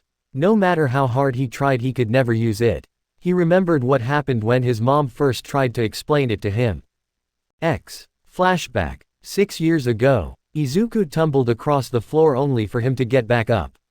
Crouching, he charged low, and upon getting close he decided to go for an uppercut, but she dodged before kicking him in the gut, sending him sprawling across the ground again. Izuku could honestly claim that he had kissed the ground more times than the numbers he could count. Inko was wearing a black tank top and black combat trousers, and she had stopped wearing contact lenses over her eyes and instead wore black sunglasses to cover her eyes. How can you become a pro hero if you can't even survive a simple spar with your dear old mother? Come on, get up, Izu, we ain't done here. Oi, oi. Izuku got up and stared at her, and she just stood there nonchalantly slumping her shoulders and stuffing her hands in her pocket. How the heck can you use red and black flash but I can't? What am I doing wrong? Izuku nearly yelled but managed to keep his composure even with his legs shaking and tears pricking his eyes. His mother only looked at him in confusion for what seemed like an eternity before she started laughing. Ha ha ha ha ha. Izuku, to use techniques like that you need to be able to use the reverse of the energy you use now. How do I do that? Izuku asked with hope but confusion in his blindfolded eyes. Well, reverse techniques are very hard to master, so don't sell yourself short for not being able to master it. I didn't fully master it till I was 18 in my UA third year. Reverse techniques work by converting negative energy into positive energy by taking two sources of cursed energy and multiplying them by one other. As a result, the energy that destroys becomes energy that is created, and negative energy becomes positive. Despite sounding simple enough, Producing reverse cursed energy is extremely complex and difficult to perform for most users of Limitless, and I wouldn't think any less of you if you didn't or cannot master the technique. She then stopped mumbling to herself to see if Izuku was still paying attention, and what she saw made her want to laugh hard. Izuku was sitting on the ground looking up at her with a confused expression on his face. His face was red and his head was smoking from stressing his brain. You know what? I give up on learning the reverse technique. How in the world did the human body turn to an arithmetical equation? Like I said, Izuku, reverse techniques are complex. Very complex. Flashback end. X. Izuku smiled, satisfied with the result, and prepared to do the same move again when he felt a presence trying to sneak up on him. Dissipating the energy, there was nothing in Izuku's palms except a small piece of metal which he put in his pockets. He then caught the arms trying to touch him and without turning around said, "I can see you, Momo. I thought for a moment there I had you. But there is always a next time." Izuku then turned his back to see the new arrival. She was a relatively tall and beautiful girl with a mature physique and long black hair tied into a spiky ponytail with a large strand hanging on the right side of her face. Her eyes are big and also sharp, dark in color, and paired with short eyebrows set in a determined expression. "Good luck with that," Izuku said, letting go of her hands with a smile on his face. "Do you have eyes at the back of your head? No offense, though," Momo said with a curious expression. "Well, I guess we'll never know," Izuku said while stretching his limbs sideways. "That doesn't answer the question, Izuku," Momo said with a frown. Deciding not to push the subject as she wasn't going to get an answer out of him, she reluctantly dropped the subject. "For now. So how did you convince your mother to let you come here?" Izuku said, distracting her from her thoughts. "Well, Elle just told her about your message and offer, and while she was initially reluctant at first when I mentioned Dagoba Beach, she just let me go." Izuku, who knew Aunt Mayuko better, just raised an eyebrow that she would just let her go like that. Momo's mother initially didn't even want her daughter to be a hero, and she would willingly just let her daughter train on some run-down beach when she could afford high-class quirk gyms. Something seemed wrong. Maybe his mom had something to do with this. It seemed like she was familiar with the place, Momo continued, unaware of Izuku's mental tangents. "And that I'd be doing good work for the community by cleaning up this dirty place." "That's nice," Izuku said, simply having not listened to about half the conversation. "Anyway, let's get to training and cleaning," Izuku said, smirking and raising a fist in the air. Momo could only smile awkwardly and timidly raise a fist in the air too. Oh, it was gonna be a long day. X. Across the city, a skeletal blonde man with a very skinny frame, sunken blue eyes, and clothes hanging limply from his body walked and clutched his right side, and from the look of his face, he was in pain. God damn it, his old wound started flaring again, reminding him of the everlasting pain he had to bear for being the symbol of peace. Walking quietly, the man brought out a handkerchief which had turned red from what was presumably blood stains and coughed in it, leaving yet another fresh blood stain on it. The sludge villain had made him pursue him for hours, and by the time he caught him his time had almost run out. He walked quietly, ignoring glances from passers-by, lost in his thoughts until a noise brought him out of it. Seeing three teenagers probably no older than 16 pointing a knife at the symbol of peace while smirking made the man sigh.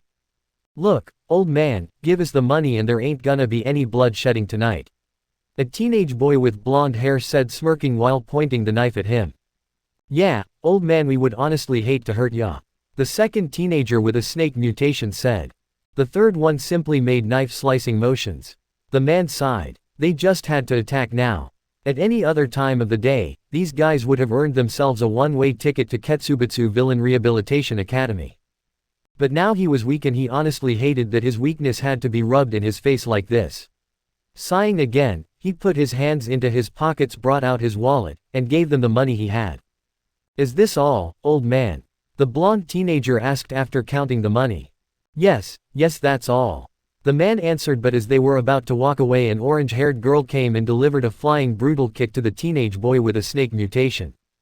Before the other boys could properly retaliate, an uppercut and a knee to the groin knocked them out quickly. The man was beyond shocked that this girl had swiftly but brutally knocked out three thugs, petty thugs but thugs nonetheless. "Excuse me sir, are you okay? I've called the police for these boys because I saw them harassing you earlier, and I'm sorry I didn't come earlier, my legs just kind of moved on their own when I saw the right chance to attack." The girl rambled on while rubbing the back of her head sheepishly. You have my deepest gratitude, young lady, but if I may, why did you help me? The man asked with a serious face. Would you believe me if I told you my legs moved on their own? The girl asked awkwardly. What is your name, young lady? The man asked. Itsuka Kendo, sir, the orange-haired girl replied. My name is Yagi Toshinori, and as I said, you have my deepest gratitude. It's something any decent person in my stead would have done. And besides, how can I become a hero if I ignore people in need of help? At this revelation, Toshinori coughed out a glob of blood. In a panic, Kendo started asking continuously, I'm so sorry, sir, are you okay? I'm fine. It's a regular occurrence, Toshinori said, dismissing her concerns with a simple hand wave. This seemed to calm down Kendo, although she was still visibly rattled. Young woman, you want to be a hero? Yes. It's been my dream ever since I was a little child. I have trained through hell to achieve this. Kendo answered while having a nostalgic smile on her face. What is your quirk, if I may ask? Toshinori asked while still keeping his straight face. It's called big fists. I can enlarge my hands several times its normal size, and while it's an average quirk when combined with martial arts, it can be deadly, Kendo answered while now sporting a serious face. I can see your expertise in martial arts, and I know you will make a great hero. Before she could react and answer his statement, a police car came to pick up the unruly teenagers, and Kendo wanted to speak to them. Toshinori interrupted her, telling her to go home, and reluctantly, she agreed.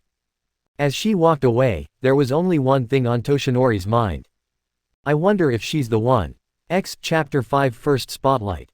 Everything felt so surreal. That was the feeling Izuku felt even though he had come to UA a few times over the years. Izuku could not drown out the feeling of nervousness, excitement, and apprehension as he walked through the gates to UA for what felt like the first time.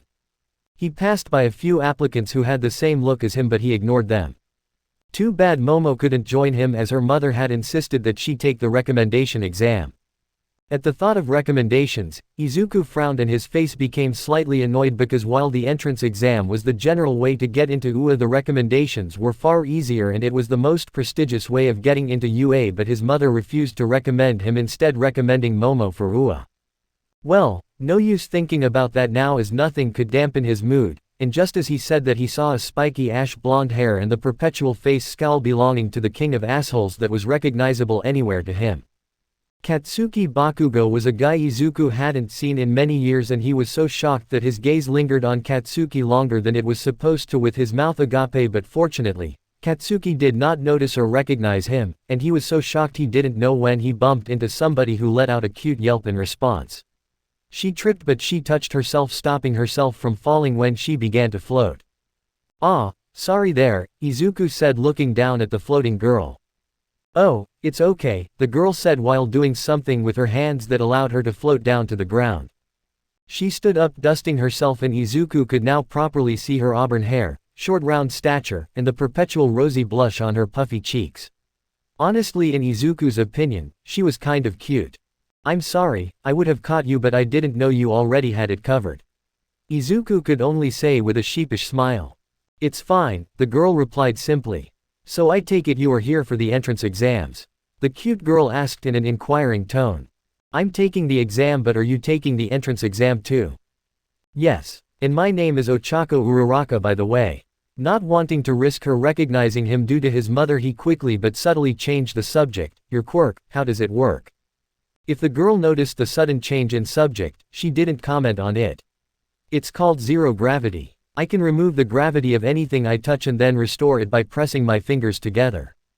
What a fascinating quirk, Izuku thought absent-mindedly while walking away quickly before she asked him about his name. The last he needed was for her to ask him questions about his mother. Wait, Ochako said while walking just as quickly towards him. What's your quirk? Space manipulation, Izuku replied with practiced ease while slowing down his pace. Wow, that's cool, Ochako said while now walking beside him. What's your name, by the way? And this was what Izuku hated, and while he could tell her a fake name, if she passed the exam he'd have kind of a hard time explaining himself. Ah, screw it. Izuku Midoriya, Izuku replied, now quickening the pace, leaving Ochako behind. Meanwhile, Ochako just stood there, not expecting this. She had left her mostly bare apartment simultaneously excited and simultaneously nervous about the exam meant to determine her future when this frankly handsome bespectacled green-haired boy bumped into her, nearly making her eat shit on her dream day. He came off as a bit rude, no awkward but pleasant to talk to, but what she had not expected was for the said boy to be related to the owner of one of, if not the most popular Japanese restaurants in Asia. A dread in her stomach began to make itself known as she began to replay her conversation, thinking she had offended him. Izuku was very unhappy with himself as he weaved through the halls of UA with ease. While many aspiring students were stuck trying to get to the testing areas, Izuku had come here enough times to know his way around subconsciously. His mind constantly replayed the conversation with Ochako, and Izuku began to think he had come off as an asshole more times than necessary in their conversation. He made a mental note to apologize to her later. Izuku reached the testing area, which was just a classroom. Izuku entered the classroom and saw other examinees sitting there. Finding his seat, he saw a very tired-looking power loader with a stack of papers. 45 minutes later, when all the examinees had arrived, power loader began to distribute the papers, and after sharing the papers he cleared his throat and spoke up. Before you all start, I want to mention a few things. Firstly, the exam time in total for each paper is 2 hours and you'd be doing 3 subjects: maths, the pro said as he ignored students groaning at the mention of math, science and written heroics, and each subject would be about 100 questions in total. After 2 hours you'd be given extra minutes to tidy up your work and submit. And secondly, the pro paused and sent a scathing glare the way of the students.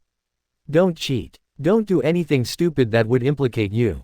I'll be watching y'all, and if you cheat you'd be disqualified as well as banned from taking the exam for 3 years.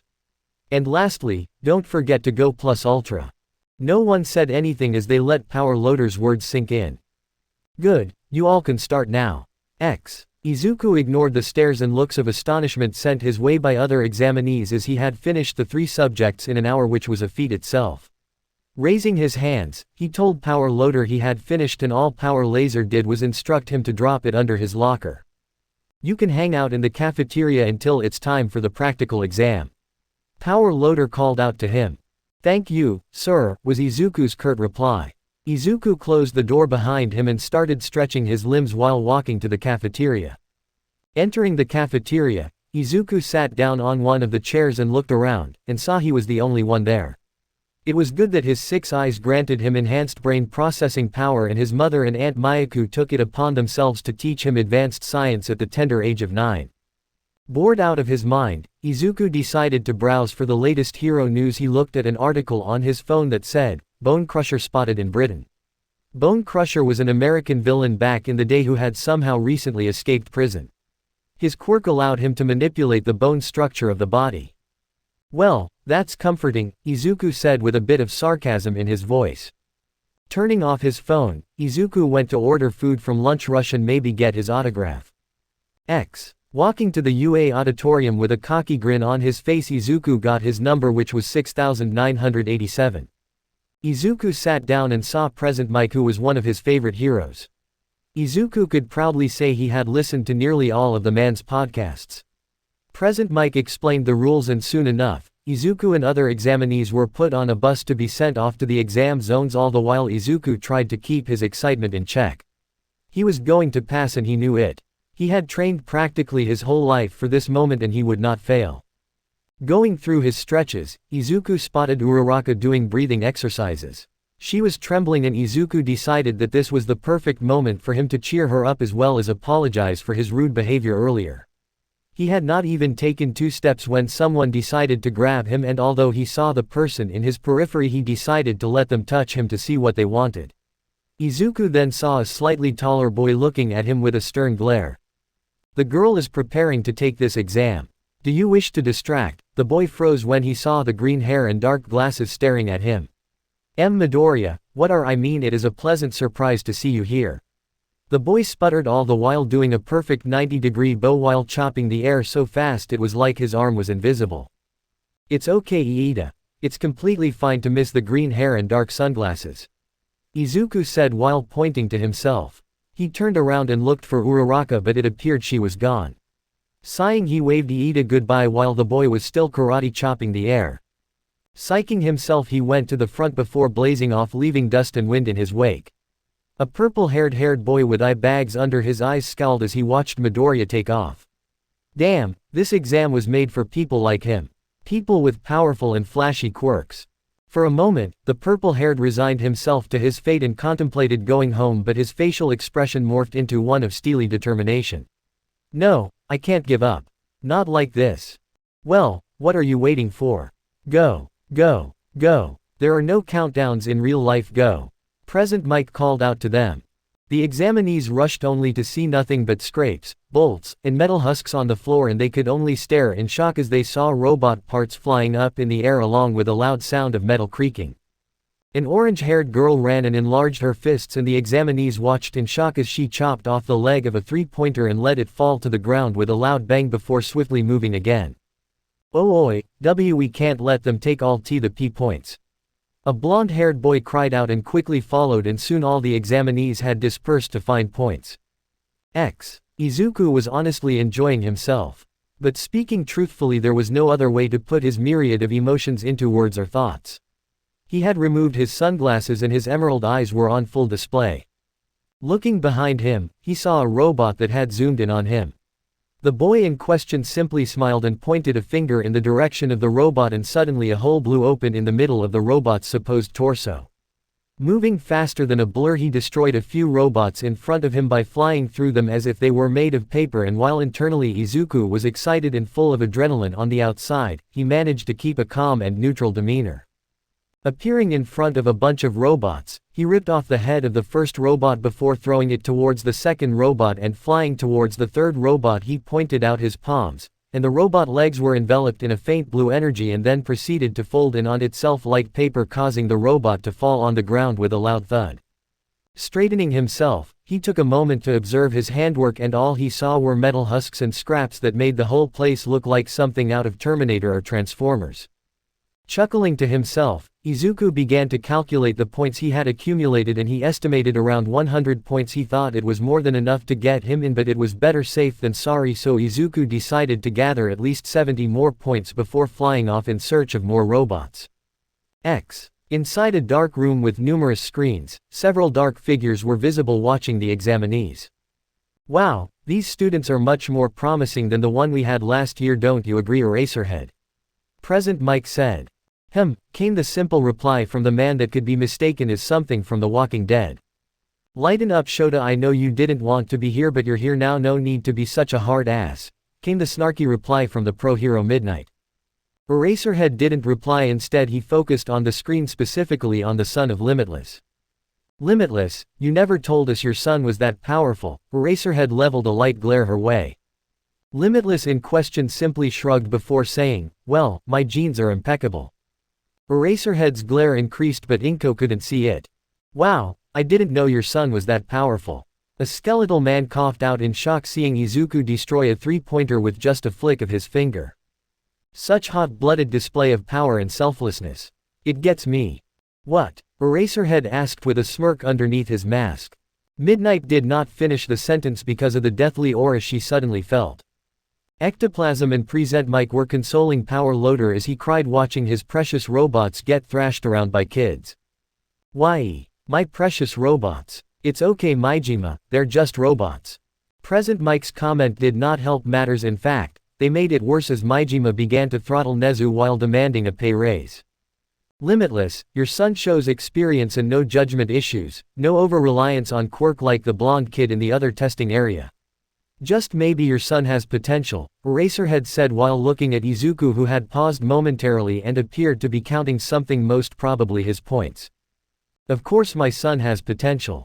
He learned from the best after all. And Inko's voice then took a dark turn into something much more threatening. Don't you dare think of expelling my son. Eraserhead gulped at the scathing glare sent his way but didn't reply to her apparent threat. What's the boy's quirk anyway? Cementos asked. Oh, it's space manipulation, Inko replied, losing the glare and threatening face she had earlier, giving Eraserhead time to reprieve. Damn, that's one hell of a useful quirk, the Present Mike said, voicing the thoughts of all the teachers in that room. How many points has the kid racked up? Nezu, 13, who had not spoken till that moment, asked without her usual helmet on. Nezu, who had somehow recovered from the throttling earlier, tapped on the screen of a tab he was holding with his paw, and the examiner's score was on the screen with Izuku Midoriya in the lead with 212 villain points. "The hell?" Midnight called out, looking at Izuku, who had stopped destroying robots and was helping other examinees. "That K-Kid just broke your record, All Might." 13 pointed at the skeletal blonde man in the corner, who was just as shocked as them. "That's my boy, woohoo." Inko cheered on as she watched her son dominate the exam. Nezu, who had managed to keep his composure throughout, brought out a tab and began laughing in a way that sent shivers down the spine of the teachers before he composed himself. "Well, I believe that it is time for the finale, Mawaham Waha." Izuku, who was helping a purple-haired girl from being crushed, looked up as the voice of the present mic rang throughout the city. 2 more minutes, examinees." Damn, 13 minutes had passed already. A loud rumble shook the ground as the examinees stopped what they were doing, and what they saw terrified them. Towering over the faux buildings was a giant robot much larger than the ones they were previously fighting. With every step taken, it shook the ground, and the examines, Izuku included, started moving the other way. "Damn, this thing looks expensive. Well, I've already gathered enough points to pass, no use destroying that thing, especially when it's about a minute left." He was about to fly away, but a scream calling for help forced him to stop and look back.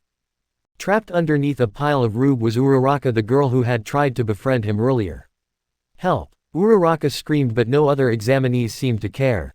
Sighing, Izuku flew towards her and lifted the rubble of her body. Her legs were bent unnaturally, probably broken, and without a care in the world Izuku lifted her bridal style before flying away. Dropping her in a safe place, Izuku flew back to where the zero-pointer was, intending on destroying that thing, but what he did not expect was for the robot to shrink. It continued to shrink until Izuku could no longer see the zero-pointer. Flying down to where the zero-pointer once stood, he saw a black-haired girl shrug while holding a miniature version of the zero-pointer. Looking at her with the 6 eyes, he saw that the energy around her hands expanded and contracted, and if he had to guess, her quirk had something to do with the shrinking and enlargement of objects. "That's a pretty neat quirk," Izuku thought, while the black-haired girl just looked at him holding the zero-pointer like it was a toy. "That's a pretty neat quirk you got there," Izuku said while trying to start a conversation with the girl. Now that Izuku could see her, she kind of looked like Momo, except she was less endowed. Shaking his head to get rid of such thoughts, Izuku looked and saw the students gathered around them. "I'm Yui Kodai High," came the girl's monotone response. Izuku raised his eyebrows but didn't comment on it. It looked like the girl wasn't the best when it came to social interactions. Well, it's not like he was very good either. "I'm Izuku Midoriya." Izuku decided to introduce himself while saying, "Fuck it," in his head. "And now, the test is over." Present Mike's voice rang out across the city. Her eyes widened, but before she could reply, a short elderly woman came who Izuku recognized as the youthful heroine Recovery Girl. Man, she needed to find herself a new name because girl and youthful rubbed off the wrong way at her age. Recovery Girl had been rather displeased with Nezu for endangering the lives of aspiring pro-heroes, but granted, so were other teachers who were currently throttling the rat. Letting out a small chuckle, she walked over to Uraraka, who let out a small yelp upon recognizing her. Now dearies, why don't we all calm down? Young lady, what seems to be the problem?" she asked Uraraka with a gentle voice that could put a rampaging bear down. I think I broke my ankle when some debris landed on me." Recovery Girl then bent down and kissed her hands, and Ochako quickly fell unconscious as the healing process zapped some of her energy while mending her broken ankle. "Now children, stretch out your hands and have these," she said, dipping her hands into her pockets and pulling out some gummies and handing them over to the examinees. Izuku took some and absent-mindedly chewed it as he watched Ochako get put on a stretcher and carried away. He then saw a purple-haired boy scowling before he left, all the while muttering something to himself. He also saw Iida having a dejected look as he too turned around and left, but not before he shot him one last look. Damn Nezu, I knew you were crazy, but this is new. What the hell, man, were you trying to kill them?" Midnight said while shooting Nezu a very terrifying glare. Her glare along with the other glares sent Nezu's way, terrified the little creature. Never in his whole life had he felt a passive tingle such as this crawling up his spine. "It wouldn't have killed them. If I sensed any of the students were in mortal danger, I would have shut down the robot." This seemed to calm down the teachers a little, but their glare never dissipated. And the zero-pointer was specifically designed to not put students in mortal danger. Their glare never dissipated, but they did visibly calm down at that statement. You better make sure that robot of yours is programmed well, Inko said, unknowingly voicing the thoughts of all the teachers. Nezu only gave a hollow smile at that statement. Ochako felt nothing but exhaustion as she woke up. For a few seconds back there she thought that she was about to die. All the examinees had ignored her and the rubble and debris had left her pinned underneath. She thought for a moment that she was home, but the white walls she woke up to reminded her otherwise. "Ah, you're finally awake," an old, familiar voice came from beside her. She looked over to see the short frame of recovery girl next to her bed giving her a kind smile. That smile vanished and a stern frown took its place. "I should be scolding you for overdoing it, but I really can't fault you entirely since the zero-pointer put you to flee or destroy it, and from what I saw when I watched the footage back, you did try to run and avoid fighting, but the rubble trapped you, preventing you from running." Ochako sighed in relief at narrowly avoiding the old woman's wrath. With that said, recovery girl continued before lightly whacking her on the head with her cane. "She had spoken too soon, you were on the brink of puking your guts out, young woman. I'm sorry, I couldn't help it. If I didn't push the dizziness I wouldn't have gotten points." Ochako defended sheepishly. "I ought to have a long overdue with Nezu about teaching the concept of self-preservation," recovery girl said in a very stern tone that sent shivers down the spine of Ochako. "I do not want to see you till the sports festival." "Yes ma'am. It's yes recovery girl, you hear me? Yes I mean yes recovery girl. Well, since you are fine and awake now I can let your visitors in," recovery girl said, snapping Ochako out of whatever thoughts she was having. "You can come in now," recovery girl said in a tone of resignation. The door creaked open and all Ochako could see was green hair that stood for some seconds before coming in. Midoriya. Ochako could not help but squawk out. "Yeah, it's me. I saw what happened to you and I just came to check on you to see if you were alright," Izuku said while rubbing the back of his head. "And I also came to apologize for what happened earlier. I just don't know what came over me, and for that, I say I'm sorry," Izuku said while slightly bowing. It's okay, you saved me after all and I should be the one thanking you," Ochako said with a blush coloring her rosy cheeks. "Then what are we waiting for?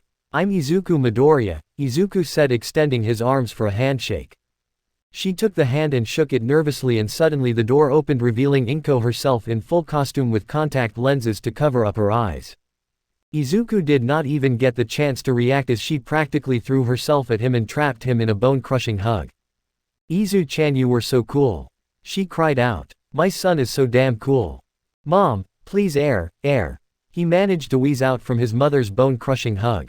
She let go of him before looking at Ochako, who was looking at them with wide eyes. Wait, you are a pro," Ochako practically cried out. In a way yes, because I work here," Inko simply replied, shrugging. None of the statements registered in Ochako's brain except the fact that Midoriya's mother was a pro hero. "You're the owner of Izanagi Cuisine, aren't you?" Ochako knew she was asking a frankly ridiculous question. There was nobody in Japan that did not know of Inko, the investor and businesswoman and one of the richest people in Japan. She felt very nervous talking to her, and finding out she was a pro hero amplified that nervousness tenfold. Yes, that would be me," Inko said with a casual shrug, lacking the demeanor that rich people would normally carry. Ochako swallowed nervously and began fidgeting on the bed she was sitting on. "I saw what happened to you, Uraraka, is it not? Are you okay now?" "Yes, it's Uraraka, Ochako Uraraka, and thank you for your concern. I'm fine now," Ochako sputtered out nervously. "Oh, thank goodness, me and Izuku here have been worried sick about you," she said while her face shifted into a sly grin. "Of course I'd worry about her, it's not every day you see somebody get their legs trapped underneath a pile of rubble," Izuku said in a sarcastic tone, deflecting his mother's teasing. "Sheesh, tough crowd," his mother said while rolling her eyes. "So, Uraraka, you live around here? I mean, I and Izuku would love to invite you for dinner sometime if it's okay with you, of course," Inko said while having a kind smile on her face. "I wouldn't want to bother," Ochako replied faithfully, but the rumbling gentle sound of her stomach told her otherwise. "Nonsense, it would be no bother at all," Inko replied with a sly grin on her face. "It would be nice seeing Izuku have more friends his age." Recovery girl who saw and knew what Inko was trying to do turned away and started to snicker to herself while Izuku looked at his mother with cold and calculating eyes, suspecting his mother was planning something. I don't even know if I should accept your offer.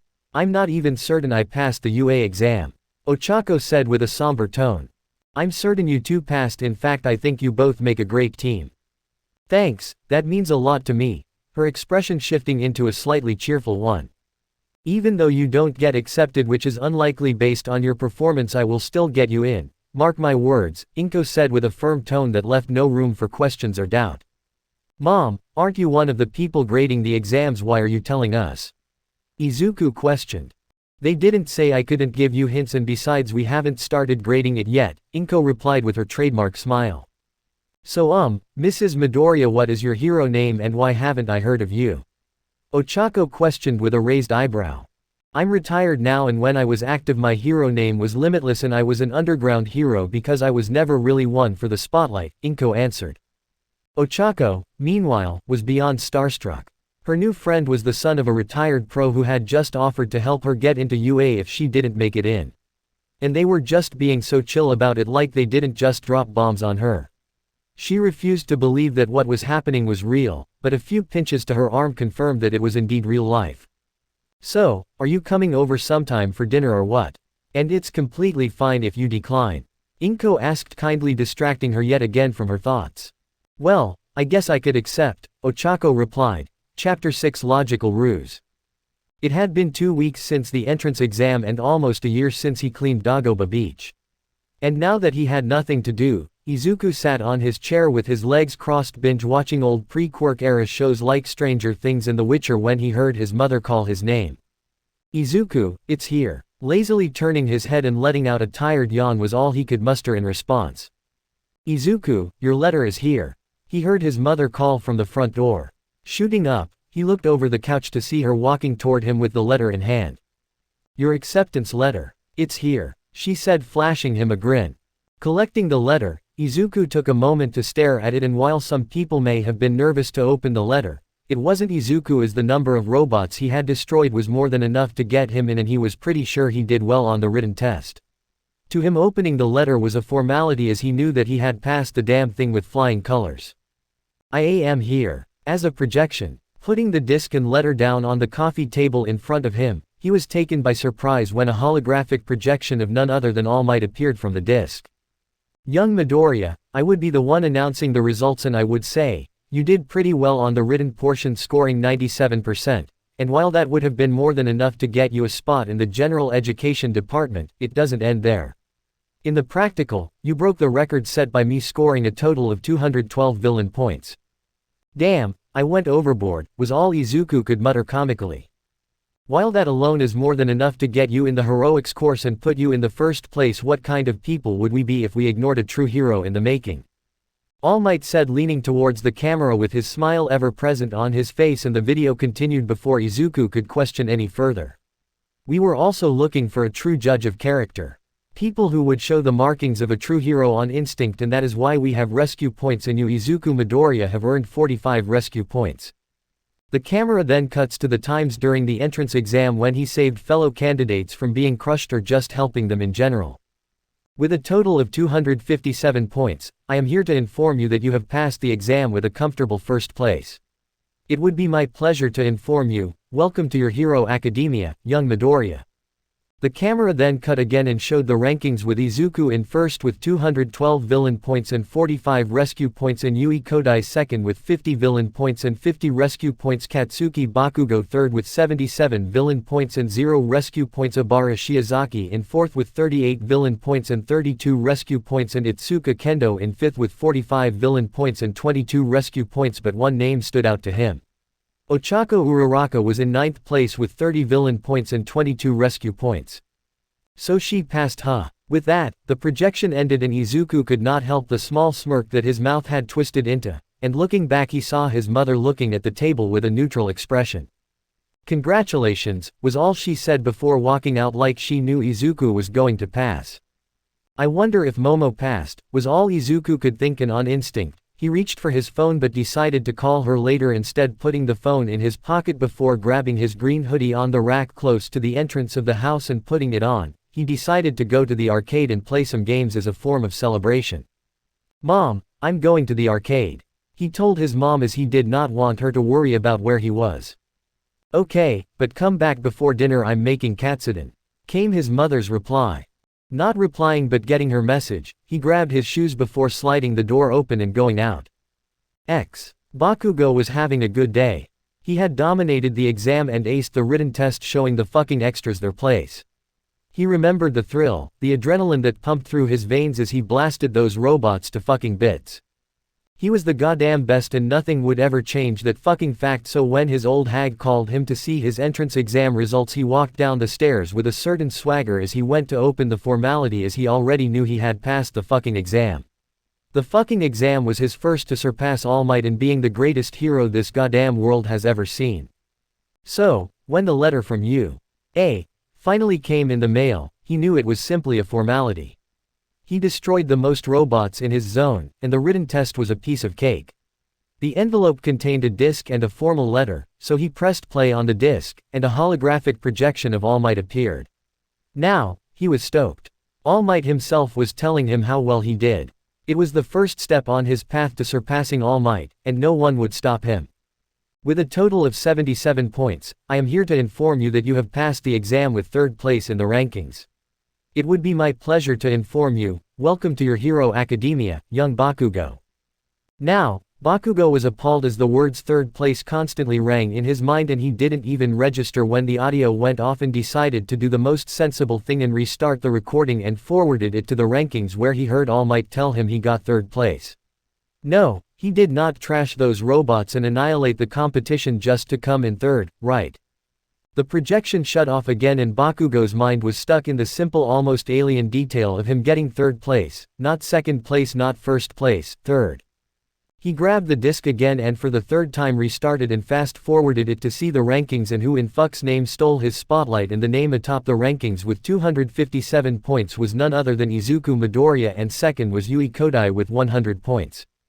Bakugo destroyed the disc with an explosion-powered punch before tossing the smoking pieces away.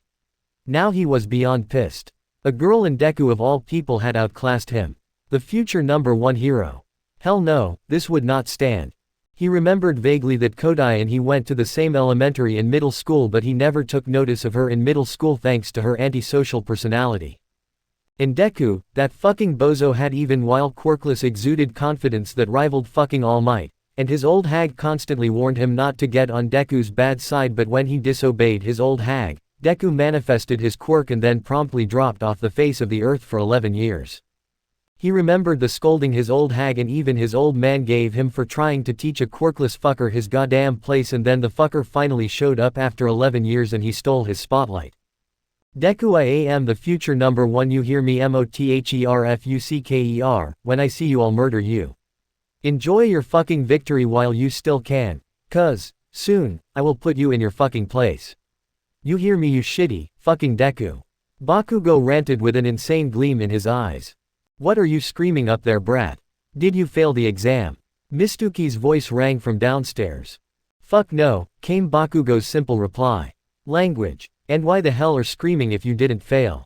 None of your goddamn business, you shitty old hag. The only thing Katsuki heard after that was his mother's footsteps before she barged inside his room with a pissed off expression written all over her face. Fuck. He should have closed his door.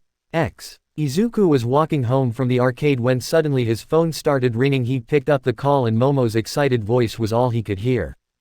Izuku, I got in. Congrats, Momo. Izuku replied cheerfully. Did you get in? Izuku smirked and said, of course.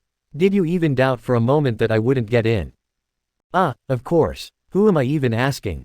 But congratulations on scoring the highest entrance examination points. Izuku laughed, but then a realization struck him. How did you know I scored the highest? It's kind of hard not to hear those kinds of rumors, Izuku. It's what everyone is talking about. Damn, I went overboard with it. I planned to score at least 100 points initially, but I decided to add an extra 70 points and I guess I lost track. The lack of reply made Izuku wonder what she was thinking about. Anyway, wanna go for a cup of coffee? Tomorrow perhaps, I would be busy today as my mom is hosting some relatives from overseas. Sure, I'll text you the place. 3 months later. Izuku stood in the mirror as he did some last-minute preparations. He checked to see if he had taken everything or not. Once done, he walked to the mirror to check himself over. He had grown 2 inches in the last 3 months, making him 180 centimeters 5 feet 11 tall. And he still had more years to grow. If his height increased at this rate, by the end of his 18th birthday, he would stand at least 195 centimeters 6 feet 5, and although he wasn't as tall as his mother who stood at a towering 185 centimeters 6 feet 1, his current height was still well above average. UA had sent their uniform a week ago through the parcel. It was a gray jacket with blue-green stripes and dark turquoise trimmings over a white long-sleeved shirt, dark blue pants, and a red tie. Izuku looked at himself again in the mirror. He had gotten a new haircut and tamed his wild hair, allowing it to fall to the base of his neck, and he wore the a uniform, although the pants were adjusted to be slim fit and the red tie was knotted properly around his neck, complete with a casual black lace-up sneakers. Instead of wearing his usual glasses, he wore a black blindfold over his eyes which propped up his hair, giving it a spiky appearance, easily adding another 2 inches to his height. He then walked to the front door, where he saw his mother standing. "The uniform really suits you, Izuku." "Thanks, but I think we should be going now," Izuku replied, trying his best not to sound exasperated. "Sure thing. Just let me grab my keys." Izuku walked through the halls of UA with practiced ease to find his classroom, Class 1A, with his hands in his pockets and his sling backpack hung over his shoulders. Momo had called him and told him that she had gotten to school less than an hour ago, and Izuku was sure he could make it at least 10 minutes before homeroom started. Good thing he knew the way around, because this place was a fucking maze. Getting to the Class 1A, he saw how large the door was, and all he could do was marvel at how UA didn't play around in architecture even though the school was too big. Damn, UA has a lot of money. Wonder if they built it for people with mutant quirks. Deciding not to stand around any further, he opened the door and saw people chattering around, including some familiar people. "Take your legs off this desk this instant. It is unbecoming of us freshmen to vandalize the desk our predecessors have sat on." Lita ranted onto Bakugo, who seemed pissed off while continuously karate chopping his arms. Izuku felt exhausted already. He could only hope the rest of his classmates weren't like those two. "And who the fuck do you think you are, you damn extra? I'll blow your ass to kingdom come." With a resigned sigh, he stepped into the just about half-full classroom, tuning out the argument between them and scanning the room. His eyes immediately landed on a yellow sleeping bag behind the podium in the front of the classroom, and the face of a scraggly, dark-haired man poked out of it. They stared at each other for a few seconds before Izuku shrugged and walked away toward his seat. He recognized the man as Eraserhead, but frankly hadn't done much research on him other than to satisfy his curiosity. Going to his assigned seat, which was behind a white and red-haired boy, Izuku sat down before seeing Momo behind him without turning his back. Turning back, he saw her smile and give a small wave of acknowledgement. The multicolored haired boy turned back before greeting him in a monotone voice. "Midoriya," he said, and his neutral face made it hard to tell what he was thinking. "Oh hey Shoto, you passed. But to be honest, I didn't expect to see you in Class 1A. How were the exams?" Izuku inquired curiously. "It was fine," was Todoroki's neutral response. Having nothing else to say, Todoroki simply turned around to mind his own business. "Deku," a low growl from Bakugo pulled him out of his thoughts. Slowly meeting the intense, piercing red eyes of the blonde filled with barely restrained indignation, Izuku was at a complete loss for what to say to him. Their last meeting hadn't been stellar, and it had been more than a decade since then. He had no idea if Bakugo had changed, or if he still hated his guts and wanted to kill him, or maybe he was just a misguided tsundere the entire time who just couldn't properly express his feelings. Regardless, Izuku made a mental note to avoid him. Before Bakugo could say anything, someone dashed in front of him while chopping his hands. "Midoriya, I must apologize for my behavior at the entrance exam," he solemnly began. "It was unbecoming of a future hero to cast judgment upon you before even speaking to you. You figured out the rescue points better than I ever could. I was very impressed by your record-breaking achievement at the entrance exams, Midoriya," Iida stated, and Izuku could only groan in response, aggravating a certain as ash blonde. "It's him, the record holder. A red-haired teen spoke as he recognized Izuku's name. TCH. Bakugo scowled at Izuku from across the classroom. All of the others, students in the classroom, the majority based on the fact that only a few seats were empty, looked towards him at the same time. Hi. Izuku greeted the class as a whole. He wasn't used to having so much attention on him all at once. So he's the guy that scored even more than All Might. A boy with a literal bird head said to a blonde guy with a black, lightning bolt-like, streak in his hair. No way, are you for real? The blonde replied, looking between Izuku and the redhead. I heard the old record was like 161 or something. And thanks for saving me during the exam by the way, a purple-haired girl mentioned as she looked over at Izuku. I saw the list for the entrance exam, he got 257 on it. Kiro. A vidette girl with long hair and large eyes commented. That's crazy. A short boy with purple balls on his head piped up. The name's Ejiro Kirishima. You were so manly in the entrance exam. Kirishima said, thankfully saving Izuku from more questions. Thanks, Kirishima-san. No need for formalities. After all, we're going to be in the same class, the now named Kirishima spoke boisterously. Lita-san, it's nice to see you here. Momo said cheerfully, noticing her former classmate while waving her hands. Likewise Yaoyorzu-san. Lita replied happily before doing a perfect 90-degree bow. You two know each other? Todoroki questioned while raising an eyebrow. We're from the same middle school. Some right? Todoroki asked, but before Momo could reply, Bakugo decided to chime in. Some. No wonder Four Eyes over there thinks he can tell me what to do, just because you attended some shitty school for rich kids you think you're a fucking elitist. I'll blow you to bits. Such uncouth language. Do you really wish to become a hero? Lita asked, appalled by the foul words coming out of this aspiring pro-hero's mouth. You'll get used to it, Lita-san, Momo said casually with a hand wave, trying to console Lita, who was now looking like a gaping fish. Shut it, big tits. Why, you. While Momo was having a glaring contest with Bakugo, Izuku and Todoroki simply minded their own business like they'd seen what was going on here before. All the chattering students had by now stopped to look around and see who was shouting cuss words at the top of their voice. Izuku could now feel the whole class's attention directed towards them, and it was just the first day. Way to go. It's just the first day and you kids have already found ways to make me lose sleep. A tired voice came from the sleeping bag on the floor. It opened, revealing a shaggy-haired man who was sipping a juice pouch, looking like a small gust of wind would knock him over. The attention of the entire classroom snapped to the front, where a yellow sleeping bag was lying abandoned on the floor, and Aizawa stood before them with a flat, unimpressed glare. Everyone who wasn't already in their seat quickly rushed to it, and they all silently waited for their homeroom to begin. It took you all 8 seconds to get yourselves in order. Such a lengthy waste of time could cost lives in the field. I expect it to improve, he plainly stated, his glare never wavering as he reached behind the podium and pulled out a blue PE uniform. I'm your homeroom teacher, Shota Aizawa.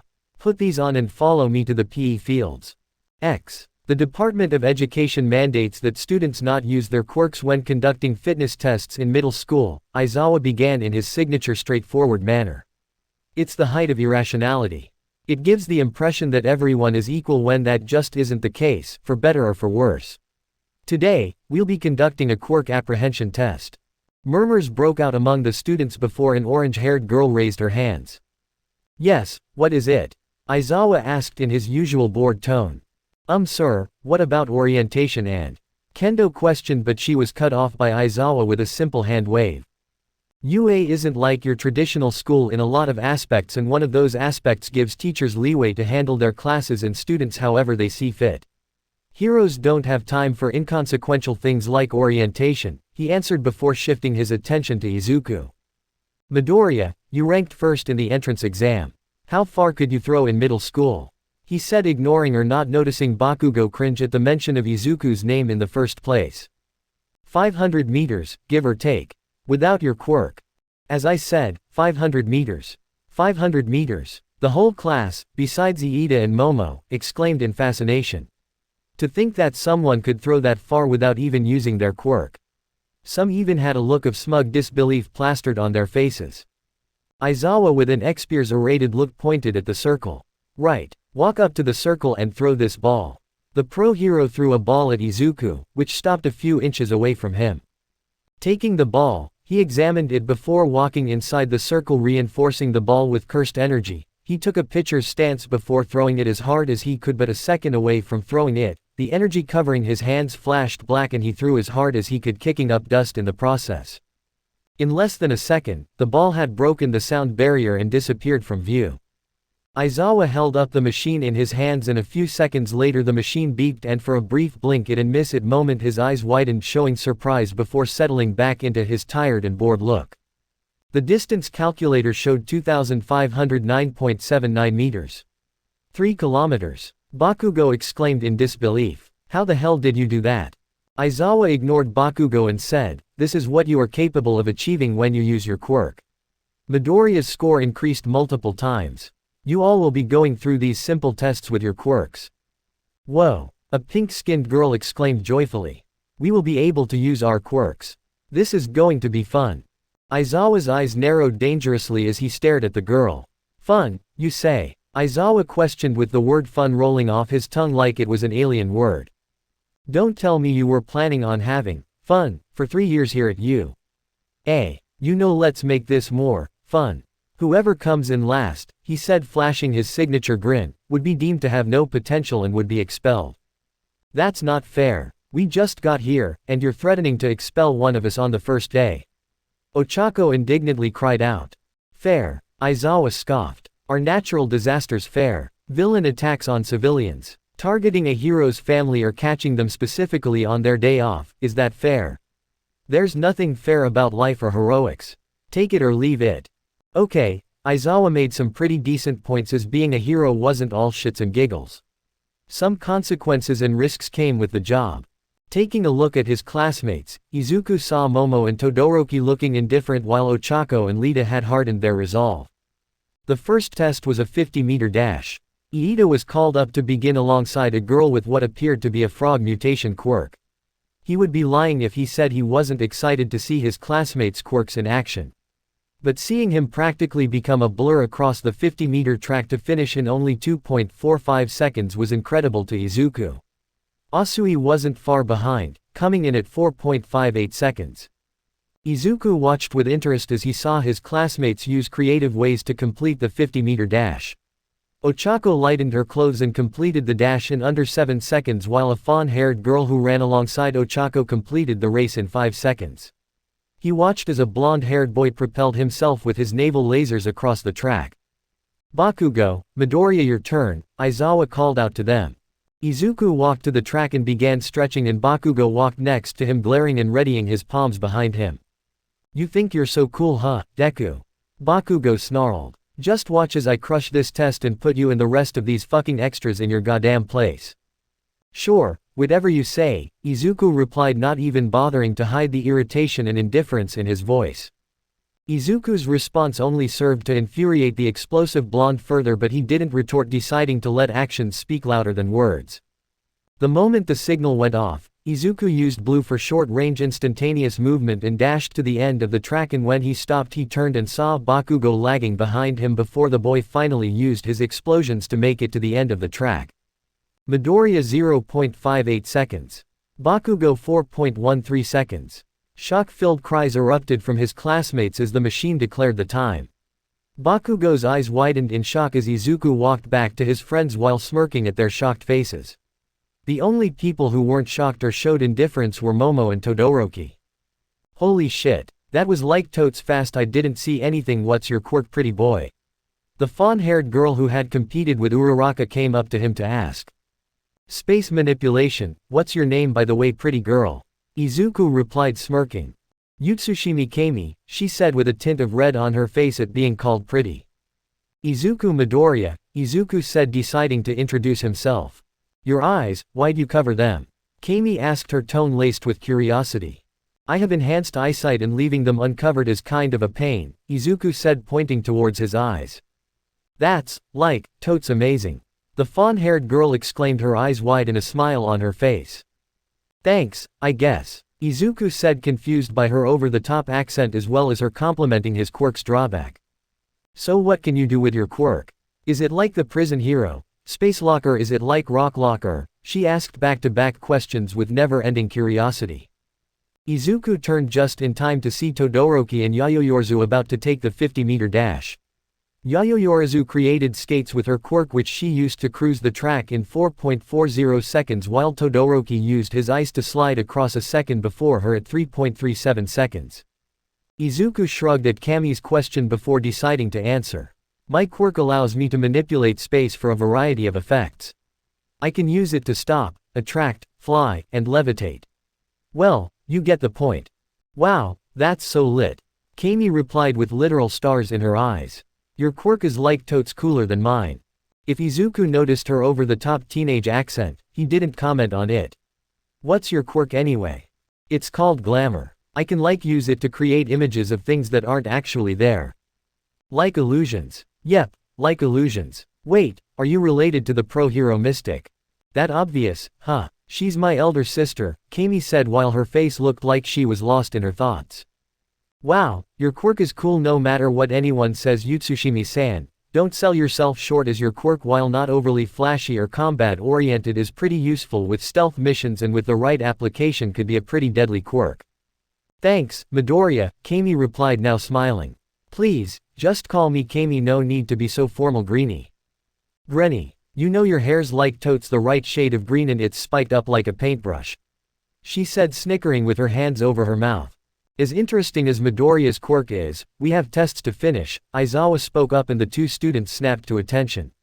Izuku watched on, trying to commit quirks to memory as the rest of the class finished their 50-meter dash. Call me Izuku then, Izuku said walking away while giving her a thumbs up. The next event was grip strength. On a raw strength basis, the most impressive was Mezzo Shoji, who scored about 540 kg. Momo once again demonstrated her quirk's versatility and creativity by designing a pair of gloves with hydraulic pistons attached to them. It had increased her grip strength, allowing her to score 300 kg. Next was Kendo, who increased the size of her fists and scored an impressive 350 kg. Ochako and Jiro had not performed well in grip strength, with Ochako scoring 50 kg and Jiro scoring 45 kg. Iida had somehow scored 100 kg, which was impressive in itself. Kami had trained for someone whose quirk wasn't strength-oriented, scoring an impressive 79 kg.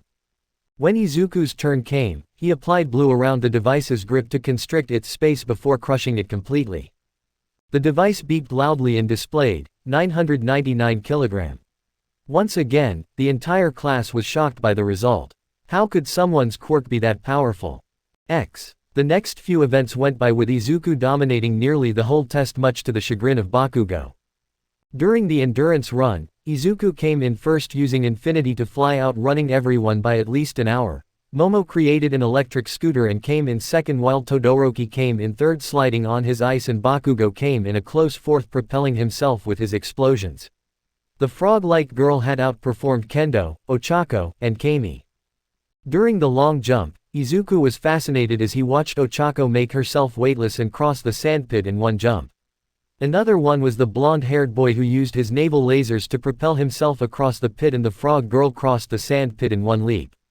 When Izuku's turn came, he simply used his quirk to fly across the sandpit. The next event was repeated side steps. His years of dodge training helped immensely in the repeated side steps. Trauma notwithstanding, the short boy with balls for hair was the undisputed leader in that event by using his quirk as trampolines to bounce between.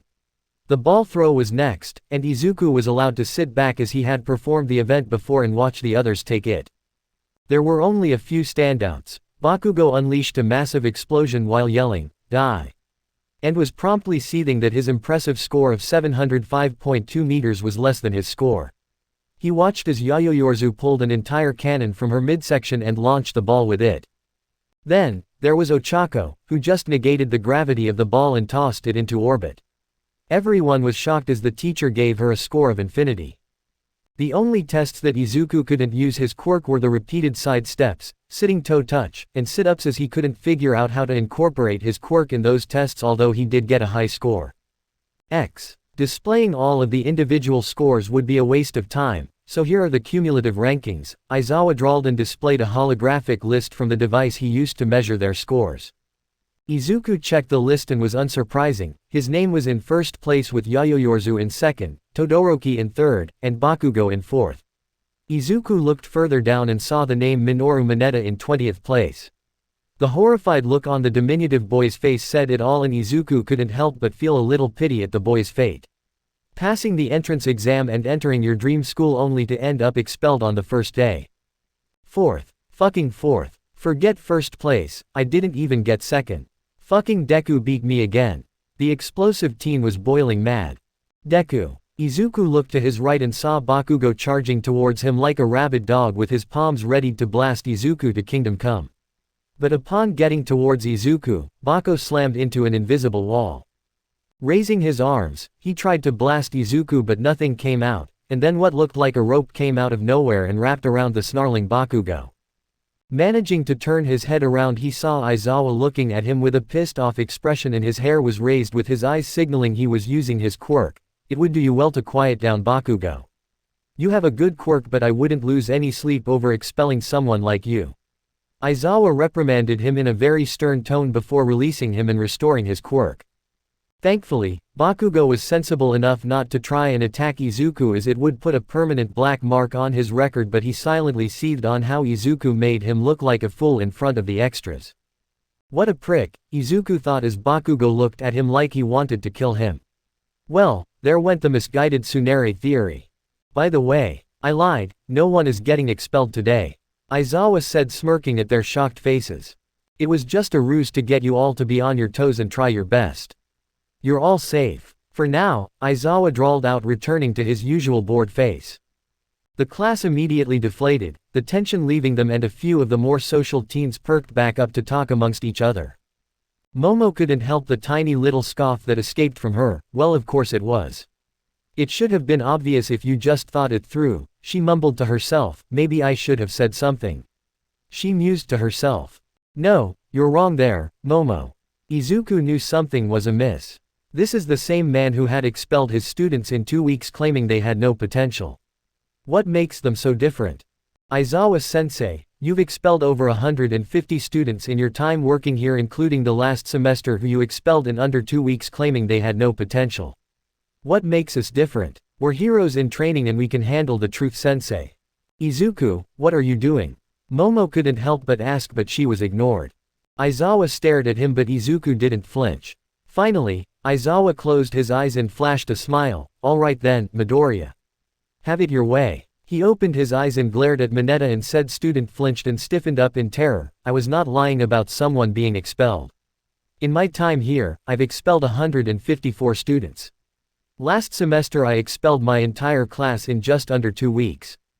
Momo's eyes went wide in terror and she took a half step back, covering her lips with her hand. Understand this, the only reason none of you are going home today is because I see potential in all of you. If I thought you had no prospects at all, I would have cut you loose immediately. There is nothing crueler than letting someone chase around a half-baked dream. The entire class was shivering under his words, which doubled when he addressed them all, and that goes for each and every one of you. If I feel you're slacking off and not being serious about your position here, I would kick you out so fast it would have your head spinning. He stared all of them down, and they all trembled before him. Any other questions? No, sensei. All the students replied, terrified at what they heard. Good, you're dismissed. With that said, he turned around and the students left. I thought I had it figured out. I was so sure, Momo mumbled in a downcast tone to Izuku. It's okay, Momo. This man is an underground hero, and if not for the fact my mother works here and tells me about him, I wouldn't have figured it out either. Several people had lost feeling in their legs and slumped to the floor, hearts racing and adrenaline pumping. Except for a few who weren't affected by the speech left quickly, making it a much subdued group that finally made it back to 1A. Chapter 7 Reunion and Revelations. After the quirk apprehension test, Aizawa walked calmly back to class with his hands in his pockets when he spotted All Might in all his grandeur staring down at him with his blinding smile ever present on his face. Hello, Eraserhead, All Might said while waving his hands awkwardly. Did any of the kids catch your interest? Aizawa drawled out in his usual bored tone. What do you mean? All Might asked, confused by Aizawa's question. You know, I wonder how you got your spot as the #1 hero if you're that terrible in stealth. Aizawa mused aloud, although to whom was unclear. How did you know? All Might asked, surprised that Aizawa could figure out that easily. He was spying on the kids. It wasn't hard. I wonder why none of the kids called you out or noticed you were spying on them. Why you were even spying on us is none of my business, just answer the question I asked in the beginning. Well, all of the kids caught my interest in their way with their unique abilities. But seriously, that was quite the stunt you pulled. Threatening to expel kids on their first day. If you had paid attention to what I said, you'd know that it wasn't a threat, Aizawa said, turning away from All Might. He then turned back and said, you're hosting the orientations along with Nezu later today, so if I were you I'd use my time more rationally. He then walked away, leaving All Might alone in the hallway. All Might clutched the place where his wound was, reminding himself of his time limit now. That was one of the reasons he spied on Class 1A. To gauge their quirk and abilities and to see if any of them was worthy to inherit One for All, but there was a voice in the back of his mind telling him to do otherwise. All for One is dead, so I should probably let One for All die with me. He then walked away with a slightly downcast face while thinking, what would Master think of me now? The next day was a return to the usual school schedule that Izuku didn't miss very much, and since UA was a school that combined high school, university, and hero training curriculum in synchrony, it made everything twice as difficult. No wonder UA had such a low acceptance rate, but he agreed that having pro heroes for teachers was certainly cool, though, and he didn't think that the novelty of that would wear off anytime soon. But now, was his favorite class of the day, foundational or practical heroics class. And it was being taught by All Might himself, not that any of his classmates knew. Izuku wondered what it would be like being taught by All Might himself. All Might was employed 11 years ago, shortly before he disappeared from the spotlight for an extended period, and the Hero Commission claimed that All Might was busy on vacation learning, teaching experience. All Might's presence alone boosted UA applicants every year by a considerable margin, and even after his return to the spotlight he spent less and less time fighting crime with the excuse of training the next generation, but All Might never spent time at UA, talk less of teaching, despite being employed for 11 years. Which meant he had the barest minimum of teaching experience. Izuku nearly face-palmed himself for not deducing this simple fact earlier, and suddenly he found himself less enthusiastic for his next class, but before he could go down that rabbit hole, All Might made himself known through his boisterous aura. I am here. Walking through the door like a normal person. Holy crap. Is that his Silver Age costume? That's not how a normal person walks through a door, Kiro, Asui ever the blunt one interjected.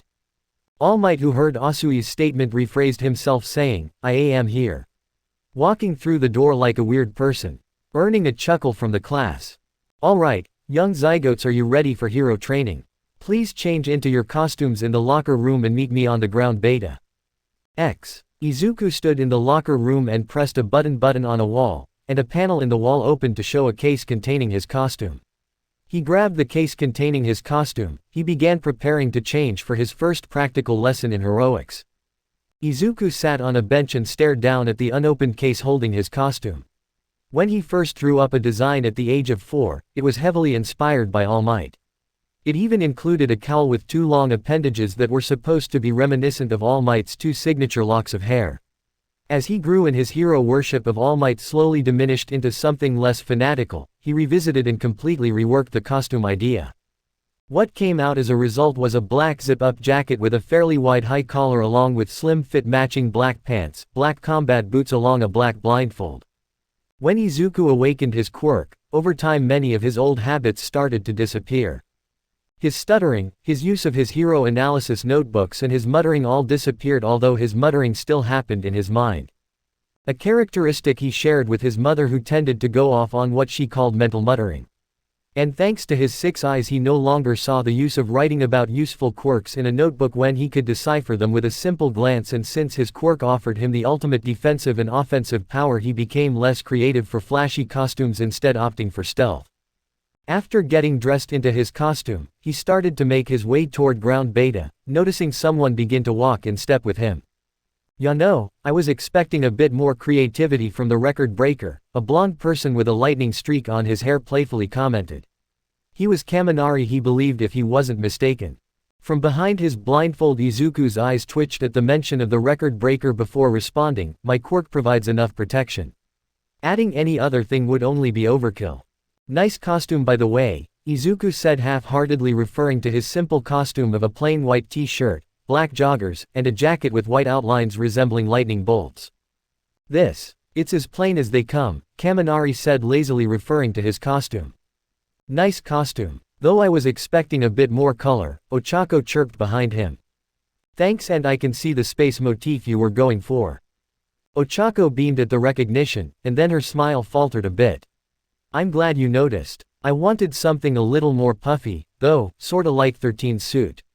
This one's a little skin tight. Momo then walked behind him and her costume was on full display.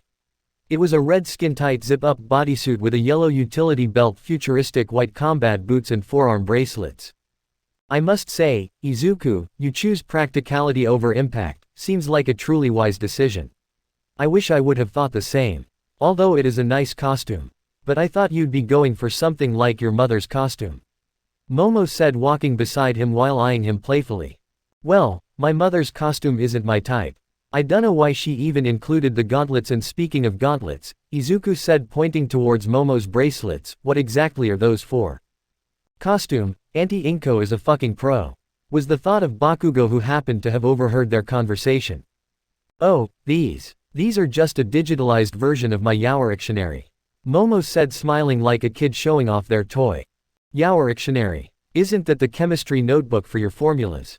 Yes, and this digitalized version allows me access to the internet, gives me molecular formula of things I don't know. Momo said, rambling on about her digitalized Yaourictionary. All Might cut into their radically different rumination by explaining what their first class would be, a battle trial. He explained, with the help of cue cards, that the class would be divided into teams of 2. The teams would face off against each other in a mock scenario where one team played the role of villains holding a large bomb within a building, and the other team would play the role of heroes attempting to thwart them. After his explanation, some people decided to voice their complaints. Is it truly all right to decide at random? Wouldn't it have been better to just have us form pairs? Lita asked intensely while raising his hands. Izuku answered before the hero could. It is to simulate a real-life situation. Heroes often don't get to choose who their partners are when disaster strikes. This is to teach us to plan on the fly and to think how we can combine our powers. All Might looked impressed, as did some of Izuku's classmates. He then held out a box for them to draw lots for what team they'd be a part of, and Izuku found himself on Team J. He looked to Ochako, but she, unfortunately, was on Team C and Momo was on Team D. He looked around for his partner as the class started to group up, and he saw Kendo, if he wasn't mistaken, walking up to him with a friendly smile. You're on Team J, right? Izuku inquired with a raised eyebrow behind his blindfold. Yup. Guess we're partners for today, Kendo said excitedly. Izuku blinked, and then he returned the smile she was sending him. I guess we are. Kendo's costume was a loose long-sleeved bodysuit with a knee-length sleeveless turquoise kipao worn over the black bodysuit, and over the kipao she wore a loose brown utility belt around her waist with a thin black domino mask with goggles around her eyes, and white navy blue boots with wide vamps that reached down to her toes, filled in with white slips and black fingerless gloves. Overall, it was a very well thought-out costume. Now, for the first group, All Might bellowed as he reached into a box with labeled slips of paper. The hero team will be Team J. Well then, we have to go first, Kendo said while Izuku focused his eyes on the box in All Might's hands. And the villain team will be Team B. Izuku looked around for any team to perk up in acknowledgement, and his eyes landed on the feral grin of Bakugo and the indecipherable stare of Lita from behind his mask directed back at him. The fuck, was the only thing Izuku could mutter at that moment. Inko walked to Nezu's office for a short meeting. She was on her break, and as much as she wanted to sit in the teacher's lounge and pretend not to know about Midnight fawning over her or listening in on students' conversations, she had important things to discuss with Nezu, and the fact that he didn't text her the details or discuss it over the phone proved it was very important. After purposely delaying for about 10 minutes, she decided to go to his office, and upon getting to Nezu's office, she was about to knock on the door before she heard an enthusiastic, "Come in." From inside. She opened the door and saw Nezu sitting down arranging some paperwork before deciding to put a paperweight on it. "Mikumo. I'm glad you could make it, and right on time too," Nezu said with his trademark smile. "You were expecting me now." Inko couldn't even mask her surprise. "Well, your break would be the best time to see me, so," he paused, letting Inko piece it together. "Anyway, please have a seat," he said, pointing to the seat across his table. Before we begin, would you like anything? Nezu says cheerfully. In his paws, he's holding a teapot, tea. Sure, give me 4 tablespoons of sugar. Inko drawled out as she sat on the chair. Nezu dumps in 4 cubes of sugar before handing it over to her. That's quite a lot of sugar, Nezu remarked while Inko took a sip from her tea. I have a bit of a sweet tooth, Inko replied dismissively. A bit? Nezu asked. He was sure if he had eyebrows he'd be raising them in doubt right now.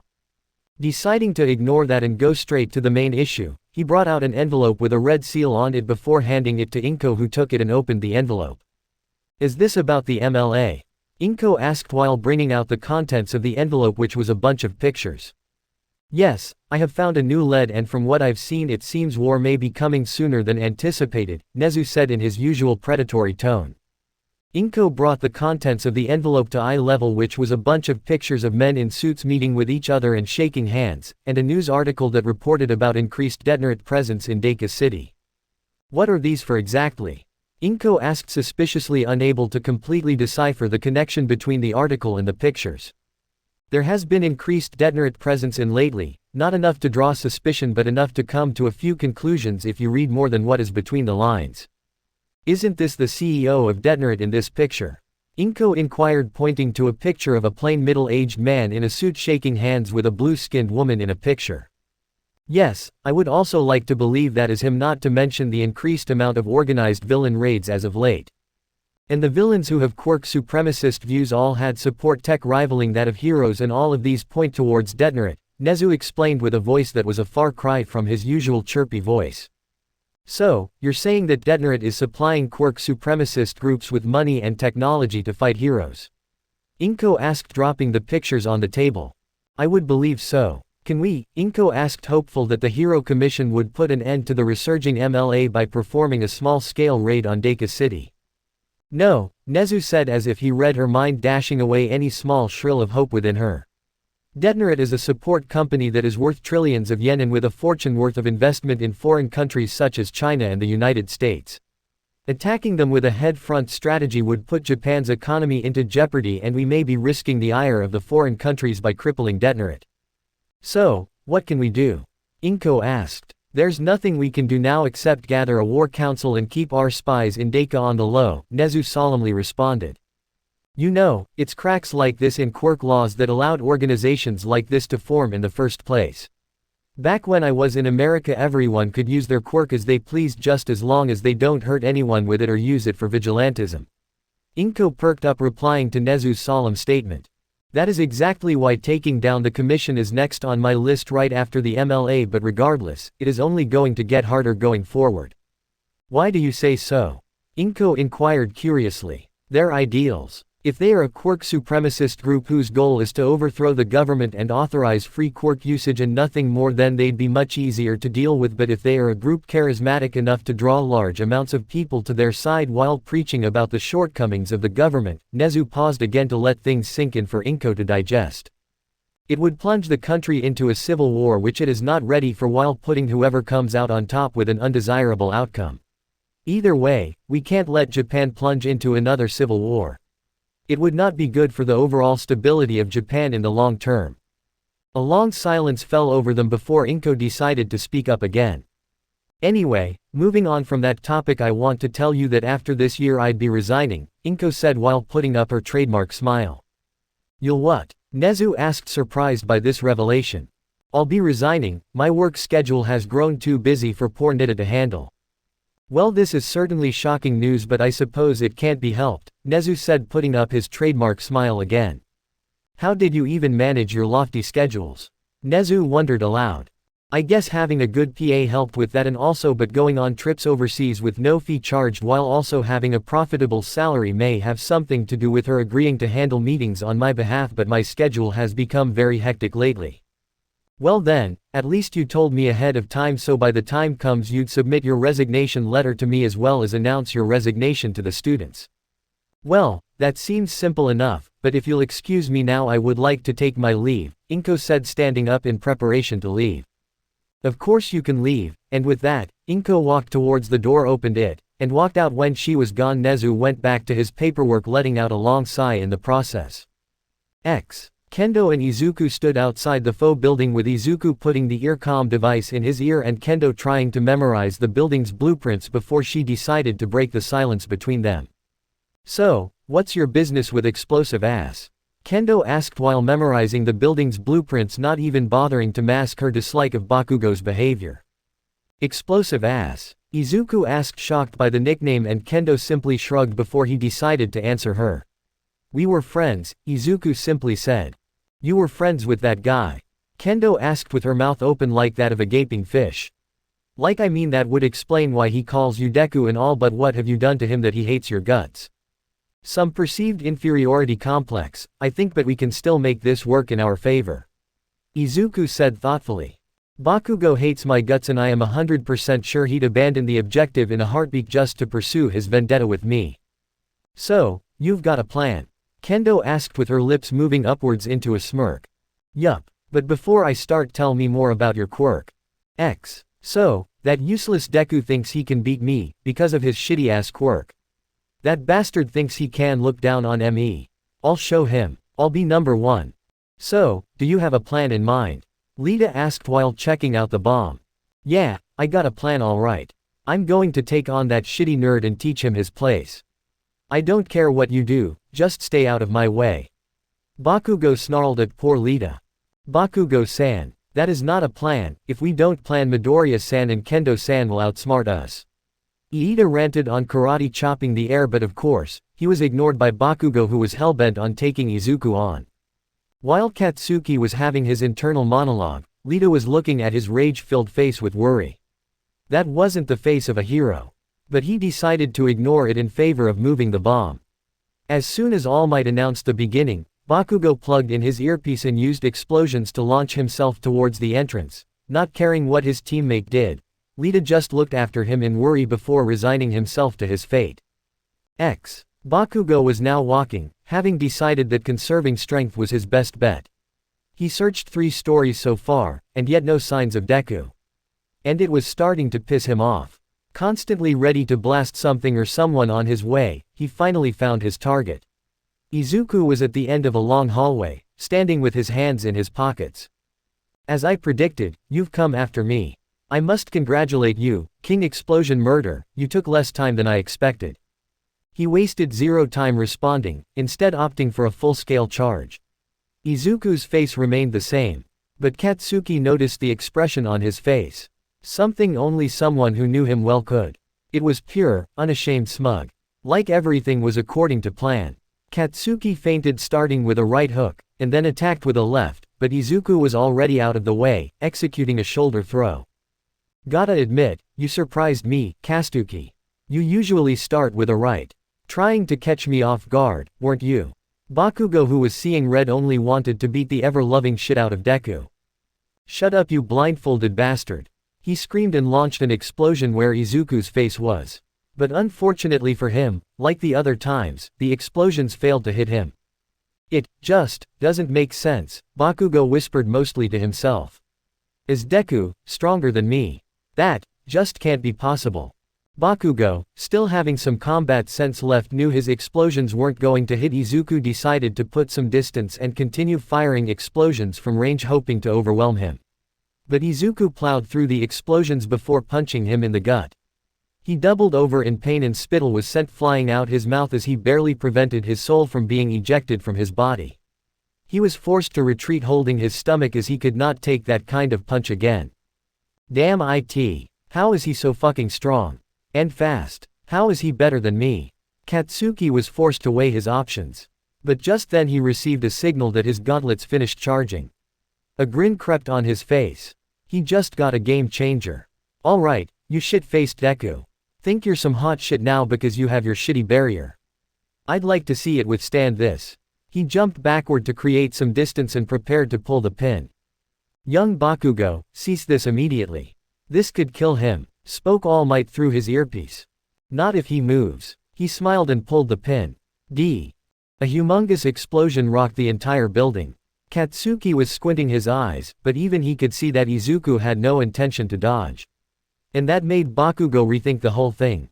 Young Bakugo, if you use an attack of such magnitude again, I will stop the exercise and you will fail. All Might berated Bakugo, shouting at the top of his voice through the ear comms. Izuku stood there with a nonchalant expression written all over his face, but deep down he was annoyed. He could take Bakugo's mega explosions head on, but that would only put a dent in his grade, so he decided to do the most sensible, which was to minimize the explosions. Izuku raised his hands, and a faint blue energy enveloped it before he clenched his hands with the exception of his first finger into a fist.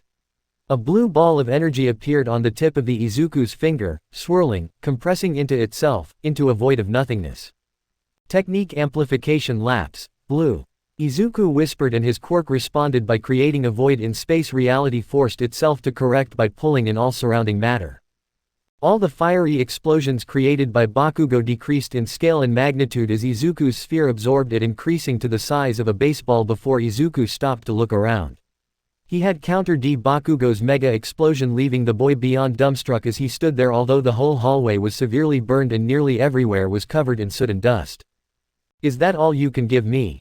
Bakugo's eyes bulged in disbelief at Izuku's words. But as the smoke dispersed, there he was. Standing, with his arms in his pockets and no trace of an explosion where he stood.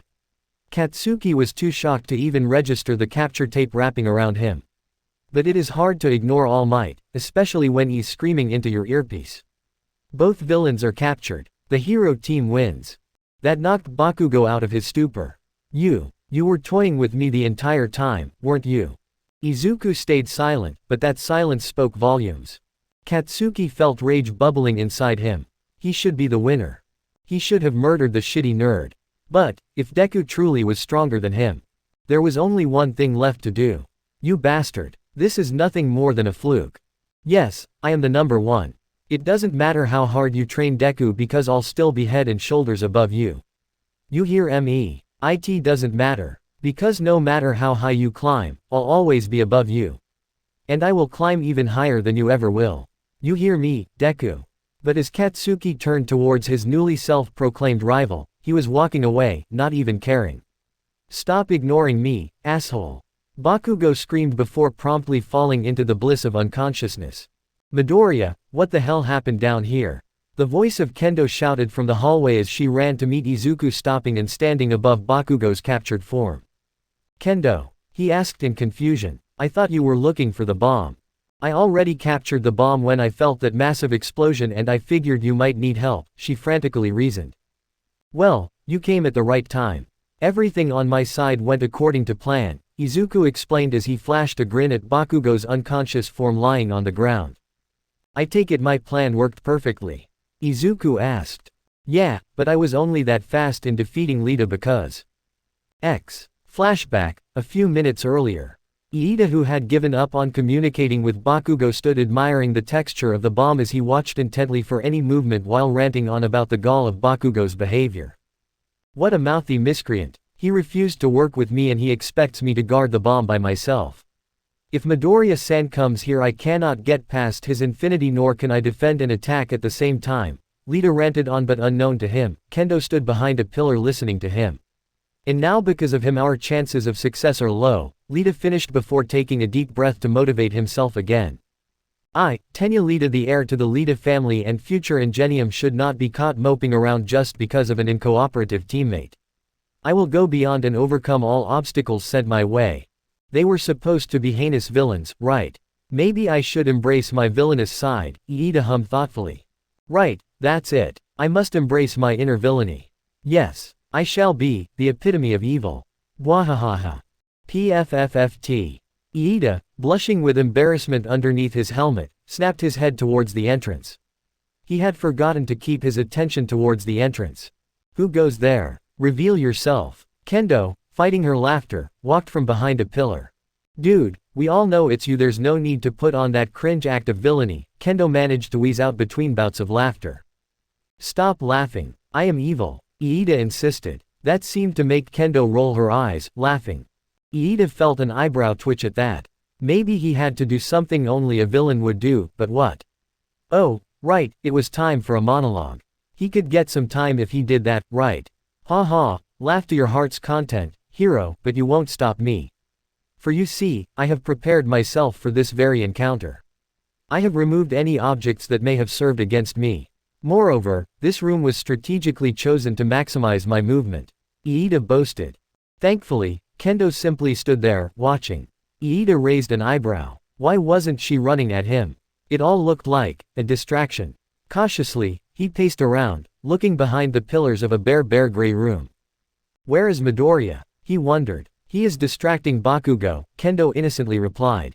Before Lita could go on a monologue again, Kendo jumped at him and expanded her fists 3 times her body size before doing a backflip midair, and just as Lita was about to carry the bomb away laughing, what seemed like a giant earthquake rocked the building and Kendo, who was midair, fell with a loud thud. But Lita, who was on the ground when it happened, was rattled and fell to the ground seemingly in a daze, leaving the bomb unguarded, and that was Kendo's cue to wrap the capture tape around his legs. All Might's voice rang through the comms shouting, "Both villains are captured. The hero team wins." Kendo then walked up to Lita before offering him a hand, which he humbly accepted. Nice showing. But in all honesty, you just got the short straw when it came to partners today. You two had a nice showing, Kendo-san. If not for that mini earthquake, I would not have been bested so easily. But I promise, next time we will have a proper fight and I will defeat you. Iida proclaimed to Kendo, who just stood with a blank face. Sure, but don't complain when I kick your butt, she said before jogging away while Lita stood muttering something to himself. Flashback end. X. The rest of the class was left to make sense of the supernatural ass whooping they had just witnessed. The blindfolded guy had just beat the piss out of the explosive jerk, and the explosive jerk may have tried to murder the other. And, in the end, the winner was still the guy who was blindfolded. The control room was silent. The entire class, teacher included, could only stare at the screen, mouths agape. None moved a muscle until All Might snapped out of it and sprung into action, leaping out of the room and toward the building to collect Bakugo. Holy shit. Class 1A was in complete uproar over the outcome of the first battle trial. Tears of excitement leaked out from Kaminari's eyes. He beat him, he really beat him. That was so fucking epic, proclaimed Mina. It was absolutely dazzling. Take a guess at which student said this. Most impressive, concluded Tokiyami. Is this guy even on our level? Kami asked, shock evident in her tone. X. Izuku walked back to the observation room while Kendo recounted what happened between her and Lita. So after he fell, I wrapped him up with capture tape and waited for a minute or two. After that, All Might announced the end of the exercise. Kendo finished telling her side of the story, ending it right as they walked back into the observation room. All Might decided to interrupt the chattering Class 1A after sending Bakugo to the nurse. He was planning on giving a very harsh lecture and punishment to him when he regained consciousness, but in the meantime decided to ask their opinion on what they just watched. Now, can anyone tell me who was the MVP in this battle? Yaoyorozu was the first to raise her hand. That would obviously be Midoriya. He used his knowledge of his opponent's personality and quirk to devise a perfect plan. He knew Bakugo would go after him, while Lita would be more rational and protect the bomb. He was aware that his quirk could get past his trap, so he devised a simple plan that was effective enough to catch his opponent off guard. And while he was taunting Bakugo during their battle, he distracted him for long enough for his partner to incapacitate Lita, however unconventionally it was. Pretty much all of Class 1A went along with Momo, as from what they witnessed Izuku was the one who made the whole plan that ensured the defeat of Bakugo and Lita. Meanwhile, All Might's sweat dropped. My goodness, she said even more than I was planning to, just how smart are these kids? But he said it out loud, praising Momo for her observation skills while she blushed bashfully. He then sent the next group, while the rest prepared to observe their battle. Although, young Midoriya, All Might started, only to sigh with disappointment. Why is your quirk registry so lacking in details? It is truly shameful you dared to venture into a fight, ready to use your quirk against your classmates, without even providing sufficient warning to the faculty. As a teacher, I need to assess potential risks for such delicate exercises.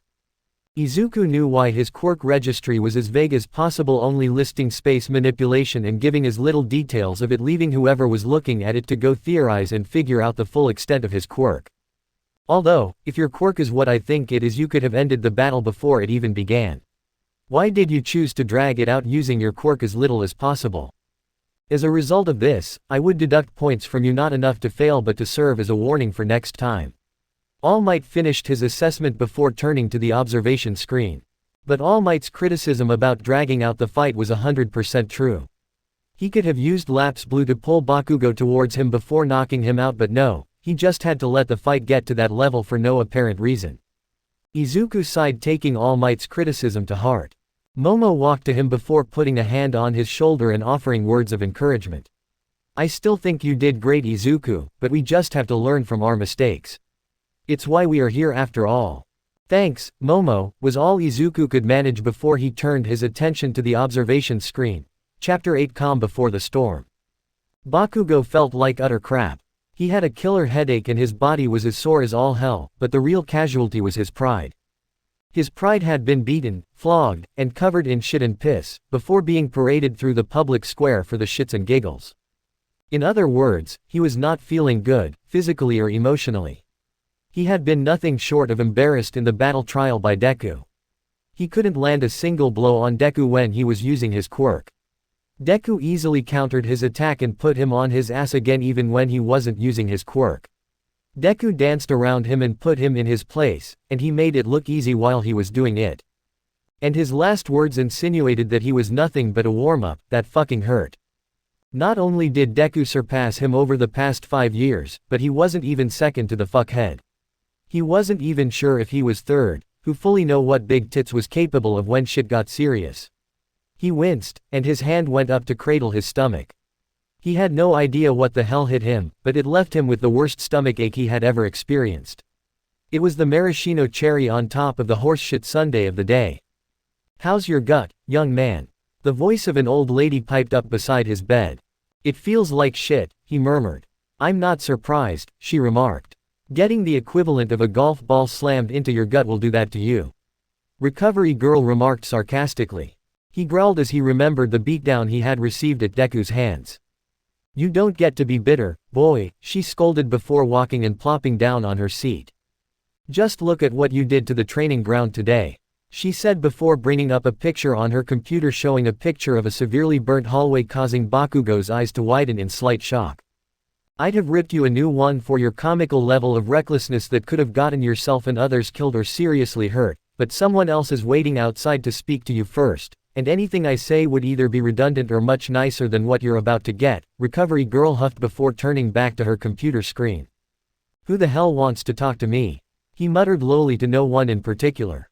I do, a voice called behind him and he turned as he saw All Might in all his valor looking down at him literally, and he was not smiling. In a very slow manner, All Might turned to face Bakugo before speaking in a very harsh tone that showed barely restrained anger. Now, young Bakugo, All Might said, taking a deep breath. Yeah, I screw up. Bakugo scoffed. I know what I did wrong. Do you now? All Might wondered, arching an eyebrow. I'm listening. Bakugo remained quiet. Then allow me to list your many failures in this exercise. All Might's usually candid tone took a terrifying harsh edge that made Bakugo stare at the man with apprehension. First, you didn't just ignore a teammate. You abandoned him outright, refusing to listen to his many pleas for cooperation. And even when you were backed into a corner, you avoided any attempts at communication with young Iida. What would have happened had you missed the hero team altogether? Would you have been wandering around or waiting for them to casually pass by you? Bakugo scowled but said nothing. Second, in your arrogance, you severely underestimated your opponents. Worse yet, you lost sight of your mission due to some sense of personal vendetta or battle lust. Young Midoriya played you like a fiddle. Once he used his quirk, the battle was put to rest. I do not know what you wanted to prove, but battles aren't always won by brutality alone. Bakugo hissed, baring his teeth, and clenched his fists in anger. However, he kept his head down. Thirdly, I am appalled at your lack of restraint. I did not miss the fact you aimed straight to young Midoriya's head in your initial engagement. Bakugo simply grimaced at the memory. Had young Midoriya not acted in time, I fear what might have happened. I wasn't going to kill him, Bakugo snarled. No, but such a strong explosion, to the face and at such close range, could have given him a concussion, at the very least, and a broken neck or a scar to the face at worst. As miraculous as Recovery Girl's quirk is, that does not excuse such apathy towards your classmates' health. I must say, I never expected to witness such violence as you displayed against young Midoriya, All Might continued. You had more than one chance to strategize and use your quirk to maximum efficiency, but instead chose to use your quirk to inflict damage. That is truly reprehensible. All Might pointedly looked at the explosive teenager. Said boy, though, decided to growl at the floor and keep his hands in his pockets.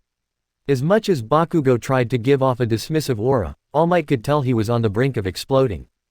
Because the building wasn't brought down by the explosion and no one was ultimately hurt, and the rest of the class was able to continue, just in a different building.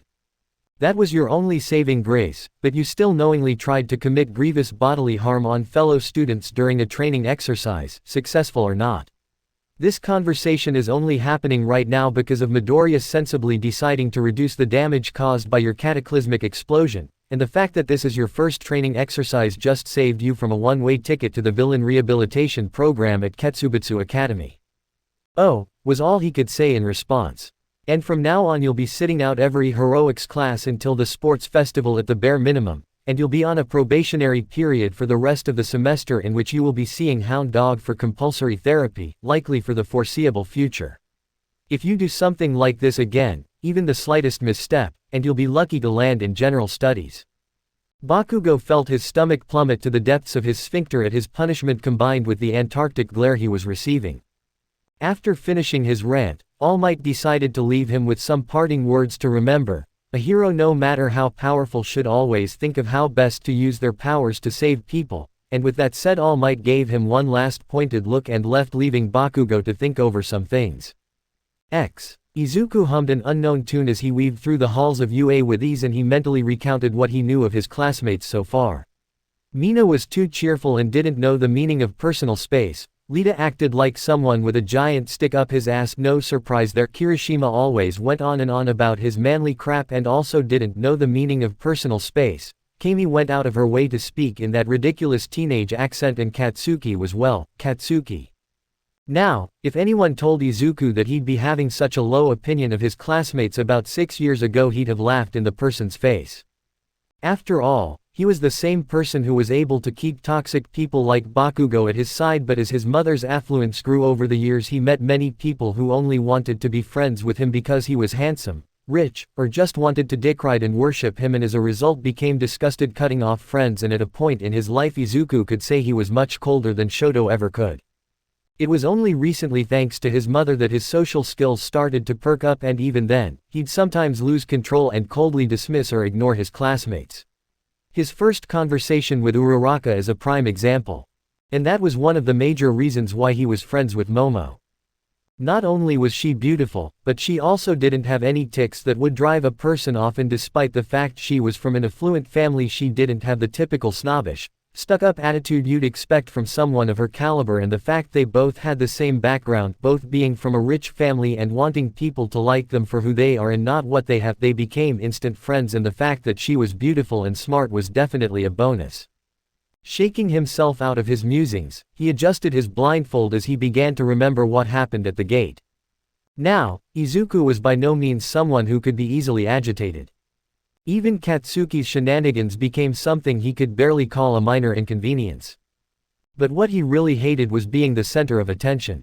And since he made it a point to always be early, he got the full brunt of the reporters, preying on All Might in front of the UA entrance. He was swarmed with questions about All Might's teaching methods and other less relevant questions. Thanks to his quick thinking, he rebounded them by telling them he was from General Ed, and they abandoned him like he was contagious. It was a new refreshing day in UA, and Aizawa looked as tired and grumpy as ever. Did he even sleep? The students, traumatized from the first day, silently watched, waiting for their teacher to begin the day. Instead of speaking, though, the man took a moment to critically eye every single one of them. Something important was about to go down. The students gulped. Did it have to do with their performance the day before? All of them took a look at each other and were relieved that they weren't suffering alone. Mineta and Kaminari looked close to a panic attack. Uraraka bit her fingernails. Iida and Yaoyorozu stiffly stared at their teacher, trying to keep composed faces. Izuku, well, just kept a neutral face, although due to his blindfold, it was hard to tell what he was thinking sometimes. Everyone awaited with bated breaths. Was anyone going to be expelled? Had he found any of them unworthy to continue? The suspense was driving them mad. Morning everyone, Aizawa finally said, yawning. I went over the footage of yesterday's battle trial. Allow me to say, he trailed off, squinting at his pupils and making his students' attention directed at him with trepidation. You all did well, he finally finished with his usual lazy tone. Class 1A blankly stared at their homeroom teacher. They did. They all thought in perfect unison. Truthfully, they had expected some harsher words than that. It was your first attempt at a hero-villain battle, so I can't say I had any expectations to begin with, Aizawa shrugged. Otherwise I would have expelled half of you based on yesterday's ridiculous displays of stupidity, negligence, arrogance, and sheer irrationality while sending the rest to general studies. The class sweat dropped. Now that was the Aizawa they had come to know. I have a few pointers for each of you but that will have to wait. He leaned forward, squinting at them. There is something of utmost importance to do first. His tone turned almost threatening. Something that will affect your future in UA while you don't fail to meet my expectations. Oh no. This is bad. Nearly all the students mentally chorused. What could it possibly be? An expulsion? Another test? Oh please, not another test. You have to pick a class representative and vice representative, Aizawa informed them. Everyone stared at their homeroom teacher, baffled. That's it. God damn it. Why did he have to make it so suspenseful? I don't care how you do it, just get it done before your first class. Aizawa declared. He yawned before adding, with that said, I'll go to sleep. He stood up and, unrolling a sleeping bag he had under the teacher's desk, tucked in. His students couldn't believe what they were witnessing. Izuku, in the meantime, frowned and started thinking. As he ignored his classmates' energetic antics, he pondered on their options. So how will we decide? Voting, Kyoka asked. Forget it, extras. Bakugo proclaimed, standing on his desk and making mini explosions. I declare myself class representative. But we barely know each other, Ribbit, Asui said, ignoring Bakugo who suddenly went back to sulking in his seat. Izuku listened to his class collectively attempt to decide how to go about selecting a representative for about half a second before his brain moved on to other things. Whatever shit he predicted that Bakugo would be in must have been rather severe for him to be so docile. It was pretty disconcerting if he was being honest. I don't know. I think we know enough of everyone, right? Sato tentatively added. Does anyone know what are the responsibilities involved with being class representative? Yaoyorozu tentatively asked, sounding uncertain. I have no idea but it sure sounds manly, Kirishima commented. He did, however, frown and scratch his head. Does they even do anything or is it just some title? In MY administration girls would have to show at least 30 centimeters of thigh. The grape-haired boy Mineta spoke up but he was ignored by everybody except some girls who gave him quizzical and disgusted looks. I think he or she has to deal with any events, help organize stuff, and, other stuff, I think. Never had one in my middle school, Shiro answered. It sounds fun. Pick me. Pick me. Ishido exclaimed and with that, the class descended into an indiscernible squabble. Mina's cheerful antics made Izuku return to the real world as he witnessed Lita stand up from his seat before marching to the front of the class in Lita-typical fashion and slamming his hands on Aizawa's table to get their attention. Aizawa perked up from his sleeping bag to see who had disturbed his sleep before his eyes landed on Lita who looked at him bashfully. Glaring at him, Lita shrank under his gaze laced with killing intent before Aizawa suddenly broke his gaze and returned to his sleeping bag but not before giving Lita a look that promised unfold suffering if he disturbed his sleep again. Turning back to his classmates, Lita spoke up, as a premier school, I expect us to handle things like this in a more simple and civilized way which is why I propose the notion of voting for your candidates. Iida finished his little speech as the class quietly began to murmur. But won't everybody just vote themselves? Itsuka asked. Probably, Iida shrugged before continuing, which is why the person at the top with multiple votes would be class representative and runner-up would be assistant. Sounds good to me, Jiro shrugged. Soon enough, papers were disturbed and a ballot box was placed for people to write their desired candidate and place it in the ballot box. His attention returned when a slip of paper was placed on his desk, and it occurred to him that they must have been voting for class representative. It was a strange way to go about it. He figured that most of the class would vote for themselves given that most barely knew each other, so any winner would be whoever ended up with about 2 or 3 votes total. He didn't care one way or the other. He did have to take some time to decide who to vote for, though. His immediate thought was Iida, as he looked to be the most passionate about the position and would most definitely treat it the most seriously out of everyone there, himself included. However, that may be the exact issue, he was way too serious about mundane things, and it could be off-putting for many. His next thought was Momo, and he couldn't find any fault with that choice. She was exceptionally smart and probably the most responsible of the class. Even if she wasn't elected to be class rep, she'd almost certainly wind up being vice representative and still bring a ton of value to the role. He put a pin in it and moved on. And even though he didn't know Kendo that well, he saw that she acted in a big sister role to the class and would also make a great class representative, as her ability to get along with others without looking aloof or like a goofball would come in handy. However, his familiarity with Momo made him conclude quickly. Ochako was bubbly and looked like a person who wouldn't let anything ruin her day no matter how bad, but she would be the first to admit that being a class representative wasn't really her thing, and she'd probably punch anyone voting for her. Shoji was cool, but he didn't think the taller boy would want the position given his aloof demeanor. He was confident Kami would OMG any issue presented to her, so she wasn't an option. Shoto. What a waste of time, he heard the bicolored boy mutter to himself. Izuku quickly moved on from that thought and wrote Momo's name onto the ballot before placing it in the box. When all the votes were cast, Iida went to the board to tally the results. Momo's name received 5 tallies pretty early on, which he was expecting. He was expecting to see Kendo's name receive a tally, so he wrote it off. Then she got another, but he wasn't particularly concerned. Then, she got a third, and then she got a fourth. Pretty soon, she was up to 9. What the fuck, Izuku heard her absent-mindedly mutter. In the end, Kendo led the pack with 14 votes. Momo trailed in second place with 5, and Lita had a single vote. Izuku and Kendo were rendered speechless, and she remained speechless even after Aizawa confirmed the decision and the rest of the day proceeded as normal. Lita meanwhile was looking like someone who suffered severe constipation and congratulated Kendo before walking back to his seat speechlessly. Poor Lita. Throughout the rest of the day, Kendo was looking very thoughtful. Her crankiness rose even further since everyone was congratulating her on her position, which she did not even want, and it seemed, even teachers were only asking her questions. Teenager stuff. It wasn't until lunch that she finally got some alone time. But that went down the drain after Ishido sat down next to her, and of course, Yorizu. Following her sat down opposite her. Kendo continued to eat her food wordlessly as she recounted the day's events.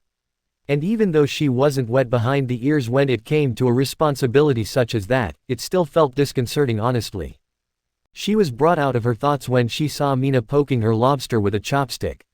Slapping her hands away and sending a scathing glare was more than enough to get the girl off her back. She looked and saw Yorizu. Yayoyozu. Whatever her name started with AY and ended with AU staring at her warmly. Seemed to be having a problem, Kendo-san. Well, I mean yeah I just didn't expect to be voted class rep. I understand but I feel that you'd be a good one, Momo said trying to cheer her up but Kendo saw right through her act. Are you just saying this to cheer me up? I mean you don't even know me. Perhaps, but I know you would be a good class representative because your easygoing aura is enough to handle class representative duties. Kendo snorted. You sound like someone with experience. Well I was class representative throughout my junior high school years, Momo replied sheepishly trying not to sound arrogant. She even has more experience than me in the role. Kendo thought with wide eyes. Thanks for the talkie HM.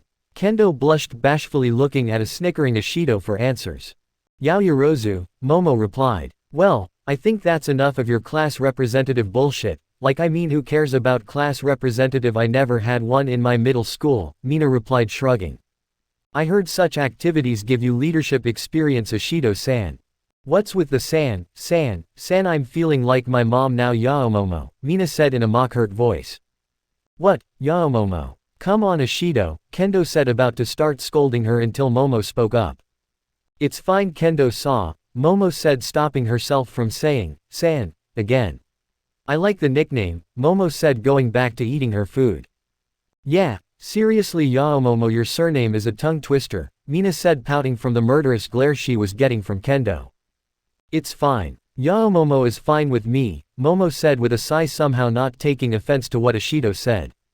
Momo, Kendo and Ishido continued to eat their food without speaking to each other, but then Momo saw Izuku holding his tray of food going to sit in a separate place with Uraraka and Lita following him.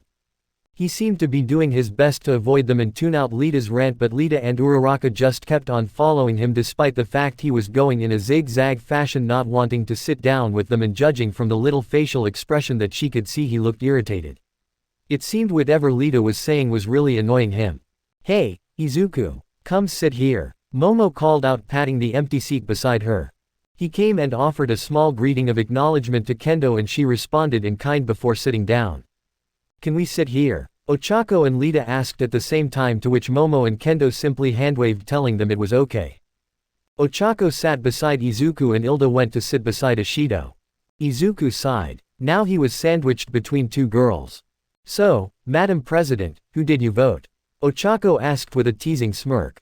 Izuku could practically feel Kendo cringe at the nickname. "I voted for Midoriya here," Kendo simply replied in a clipped tone. It seemed Momo's motivational speech didn't do shit. "Me too. Well, I voted for Iida first, since he seemed right for the job, glasses and all, but in the second vote I decided to go with you since you were the one to devise a plan to capture Lita and Bakugo. That's gotta mean you're smart, right?"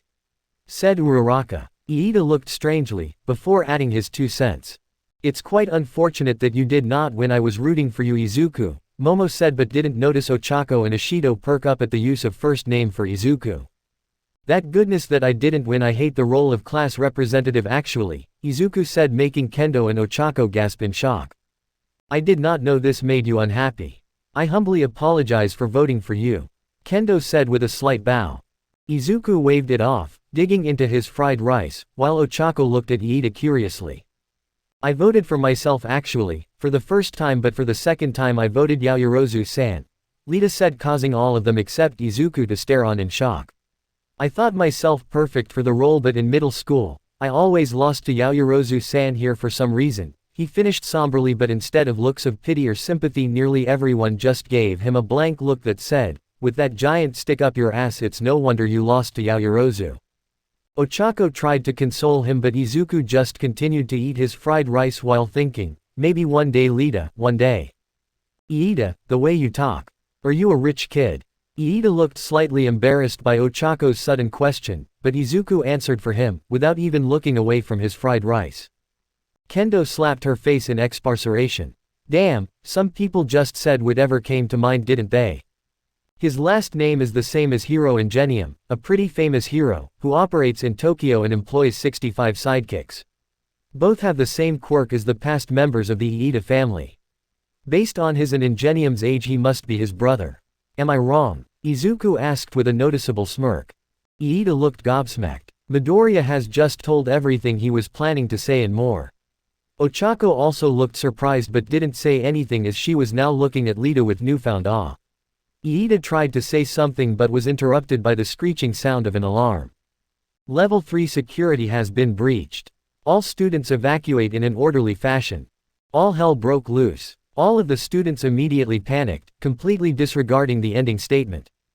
Ochako was about to be swarmed over. She closed her eyes in terror. Until she felt someone touch her palm and swing her on their back. When she opened her eyes, she saw the familiar green hair of Izuku, while he was still holding onto his fried rice. "You think that you should be eating right now?" she yelled in his ear. Izuku just looked at her with mild agitation in a rare show of emotion. "It's a waste of good food, and how do you expect me to eat in all this noise?" "Yeah, I'd expect these people to act more civilized and rational. They're in UA, aren't they supposed to be smart?" "A person is smart. People are dumb," Izuku said sagely. Both cringed from a particularly loud screech. Izuku frowned. Kendo meanwhile had enough of it. "Midoriya-kun, you can fly right, please get me to the front towards the exit so that we can try to calm down the crowd." Izuku complied and grabbed Kendo by the waist before flying across the cafeteria, toward where the exit was. As they passed by the windows, they saw Iida shouting and pointing outside. They all looked out on the main yard. There they saw reporters surrounding Eraserhead and present mic like vultures, demanding to see All Might, or at least get a statement. So handsome, Kendo thought dreamily with a blush as she looked at him dreamily with the thoughts of what his eyes looked like without his blindfold clouding her thoughts along with the expensive cologne he wore that she greedily took whiffs of. Are you okay, Kendo? Midoriya asked while looking at Kendo who was looking at him with a blush on her face. Yay, I'm okay, Kendo said while trying to avert her eyes away from his face. Damn it, it's just the press. Kendo looked around, trying to distract herself from Midoriya by thinking of a plan.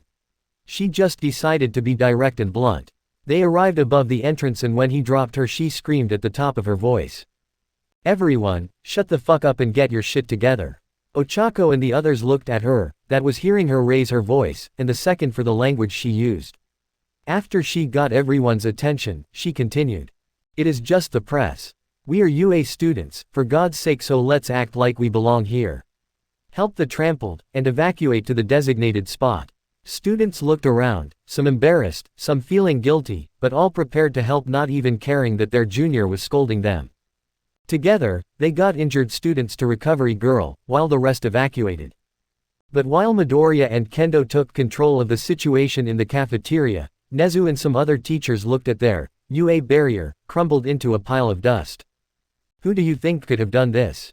Asked Snipe, already knowing it couldn't have been one of the reporters. I don't know, said Nezu. It most probably was a hoodlum or a villain. Either way, this should be a wake-up call to all of us to improve our security. But I still worry about what it could mean. Could it be a simple act of violence? Or a declaration of war? His words left everyone feeling troubled, while the police arrived to take the press off campus. After going to class, Izuku's only problems came from looking Midnight in the eye, thanks to how many times he appreciated her. Thank God he always covered his eyes.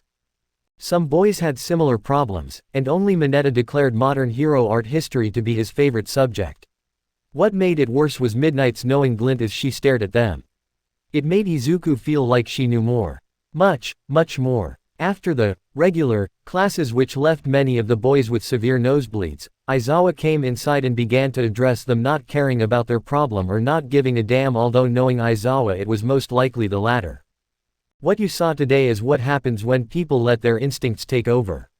People panic. You, as the future heroes, must learn to suppress that panic and act according to the situation. Kendo. The orange-haired student in question looked at their teacher. You reacted well and took care of the situation. Good job. But next time, watch the language.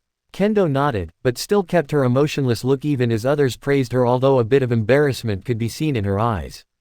Now would be the time for you to go home, but I did say I have a few pointers for you earlier, so first Kendo, Midoriya, Lita, and Bakugo, please meet me in the teacher's lounge, and students remember, tomorrow we have a special class in the afternoon. Dismissed. Please, sit, Aizawa ordered. Midoriya and Kendo gulped, looking around. They were in a side room, sitting on opposite sofas. Just where were they? Tentatively, Kendo examined the room and saw Izuku sitting with his legs crossed, and arms folded while having an emotionless expression on his face. Outside, Bakugo and Lita patiently waited for their turn with Aizawa. Let me just say, you truly are a problem child, Aizawa tiredly sighed. He leaned back, exhausted. On one hand, he held a mug of steaming coffee. Midoriya and Kendo did not miss the files on his lap. Tell me, Midoriya, why didn't you update your quirk registry? Being vague is different from being up to date, sir, Izuku said while still keeping a neutral face. And may I know the reason why your quirk details are so vague? Aizawa replied in a clipped tone with a hint of irritation. I'm still discovering the full extent of my quirk, sir, and once I do I will put more details in my registry. Please do. The last thing we need is an unpredictable wildcard among us whose quirk is potentially a danger to all of us. Aizawa said, his voice uncharacteristically serious. I will, sir, Izuku replied. Anyway, to get to the main issue, which was your team's abysmal performance, which was slightly better than Bakugo's team. First of all, Midoriya, you should have taken the shot when you had the chance, Aizawa said with a devilish smirk spreading across his face. Izuku in question simply looked down in shame. Aizawa stared silently at Midoriya and Kendo for a full minute before voicing his thoughts again. The rest of the class may or may not know this, but it's clear that Pomeranian here holds a grudge against you, right? Before the match began, Midoriya there knows that better than anyone, correct? Yeah, so what? That doesn't You knew from the very beginning that a villain with a vendetta against you would be coming for you. Though, I must give you full points for confronting him instead of running. Why did you choose to taunt him instead of ending it as fast as you could? I saw what your quirk could do and I know you could have ended the fight effectively before it even began, and your actions fueled his anger and frustration even more. Don't even get me started on the possibility of civilians who would have gotten caught up in the villain's pursuit. Izuku suddenly flinched. The moment you lose sight of such a destructive villain, you put everyone, heroes and civilians, around you at risk. Your proper course of action should have been to lure and capture. Instead of taunting and letting him blindly attack his surroundings to hit you, lure him away, either to a location where you can take advantage of the terrain or somewhere secure, preferably up given that he uses explosives. And seeing the damage caused by Bakugo, it very well could have been a catastrophe had it not been a training exercise. Aizawa finished his rant, rubbing his temples in exasperation. In Kendo, please take exercises like this more seriously. Since Iida had no intention of leaving the bomb alone and your quirk is only effective at a close range, the only way Team A could have won is by sneaking up on the villains. That match could have been decided the moment Kendo's presence was noticed. Moreover, your team's communication was in disarray. Iida had no idea whether both heroes were being held back by Bakugo or was it just Midoriya. Letting her location out was a major error on her part. With that said, I expect these flaws to be improved upon with time as future heroes. Dismissed. Midoriya and Kendo both stood up thanking Aizawa before leaving, and upon leaving, saw Bakugo and Lita standing outside. Izuku locked eyes with Bakugo for a second before averting his gaze, to which Bakugo simply huffed. Seeing as the school was called off for the rest of the day, all the students began to commute to their homes or went to hang out with their friends. Ochako and Tenya met on their way home and tried to find Izuku, but to no avail. They figured that Bakugo should know where he went. They seemed to know each other quite well. Finding the explosive teen was the easy part. They just needed to listen for insults and cursing, and voila. There was Bakugo, already looking ready to murder someone. Talking to him, however. What the fuck do y'all want? Round face, 4 eyes. He asked them. We were wondering whether you knew where Midoriya was. Asked Uraraka quickly before Iida could discuss Bakugo's tone. Do I look like Deku's bodyguard or something? Bakugo asked in an irritated tone. No, that was just a side question. By the way, would you want to hang out with all of us during the weekend? Lita asked, already anticipating the answer. I got things to do. Ain't got time for stupid shit like that, Bakugo replied before he started walking away with his hands in his pockets before he stopped and turned back to glare at them. Oh, and by the way, next time you got questions about Deku, don't come asking me. I haven't hung out with that nerd since I was 5, so I wouldn't know jack shit about him. Our mums meet on occasion, but that's it. He walked away, leaving them in an empty hallway. Ochako tried to not let the disappointment show on her face, but Iida knew better. That was honestly better than I thought, Ochako said, breaking the silence. In a faraway secluded bar, an odd man who appeared made of black mist worked diligently cleaning glass after glass. It seemed like the one thing he spent his days doing. Opposite him, across the bar's counter, sat a young man, with unkempt ashy white hair.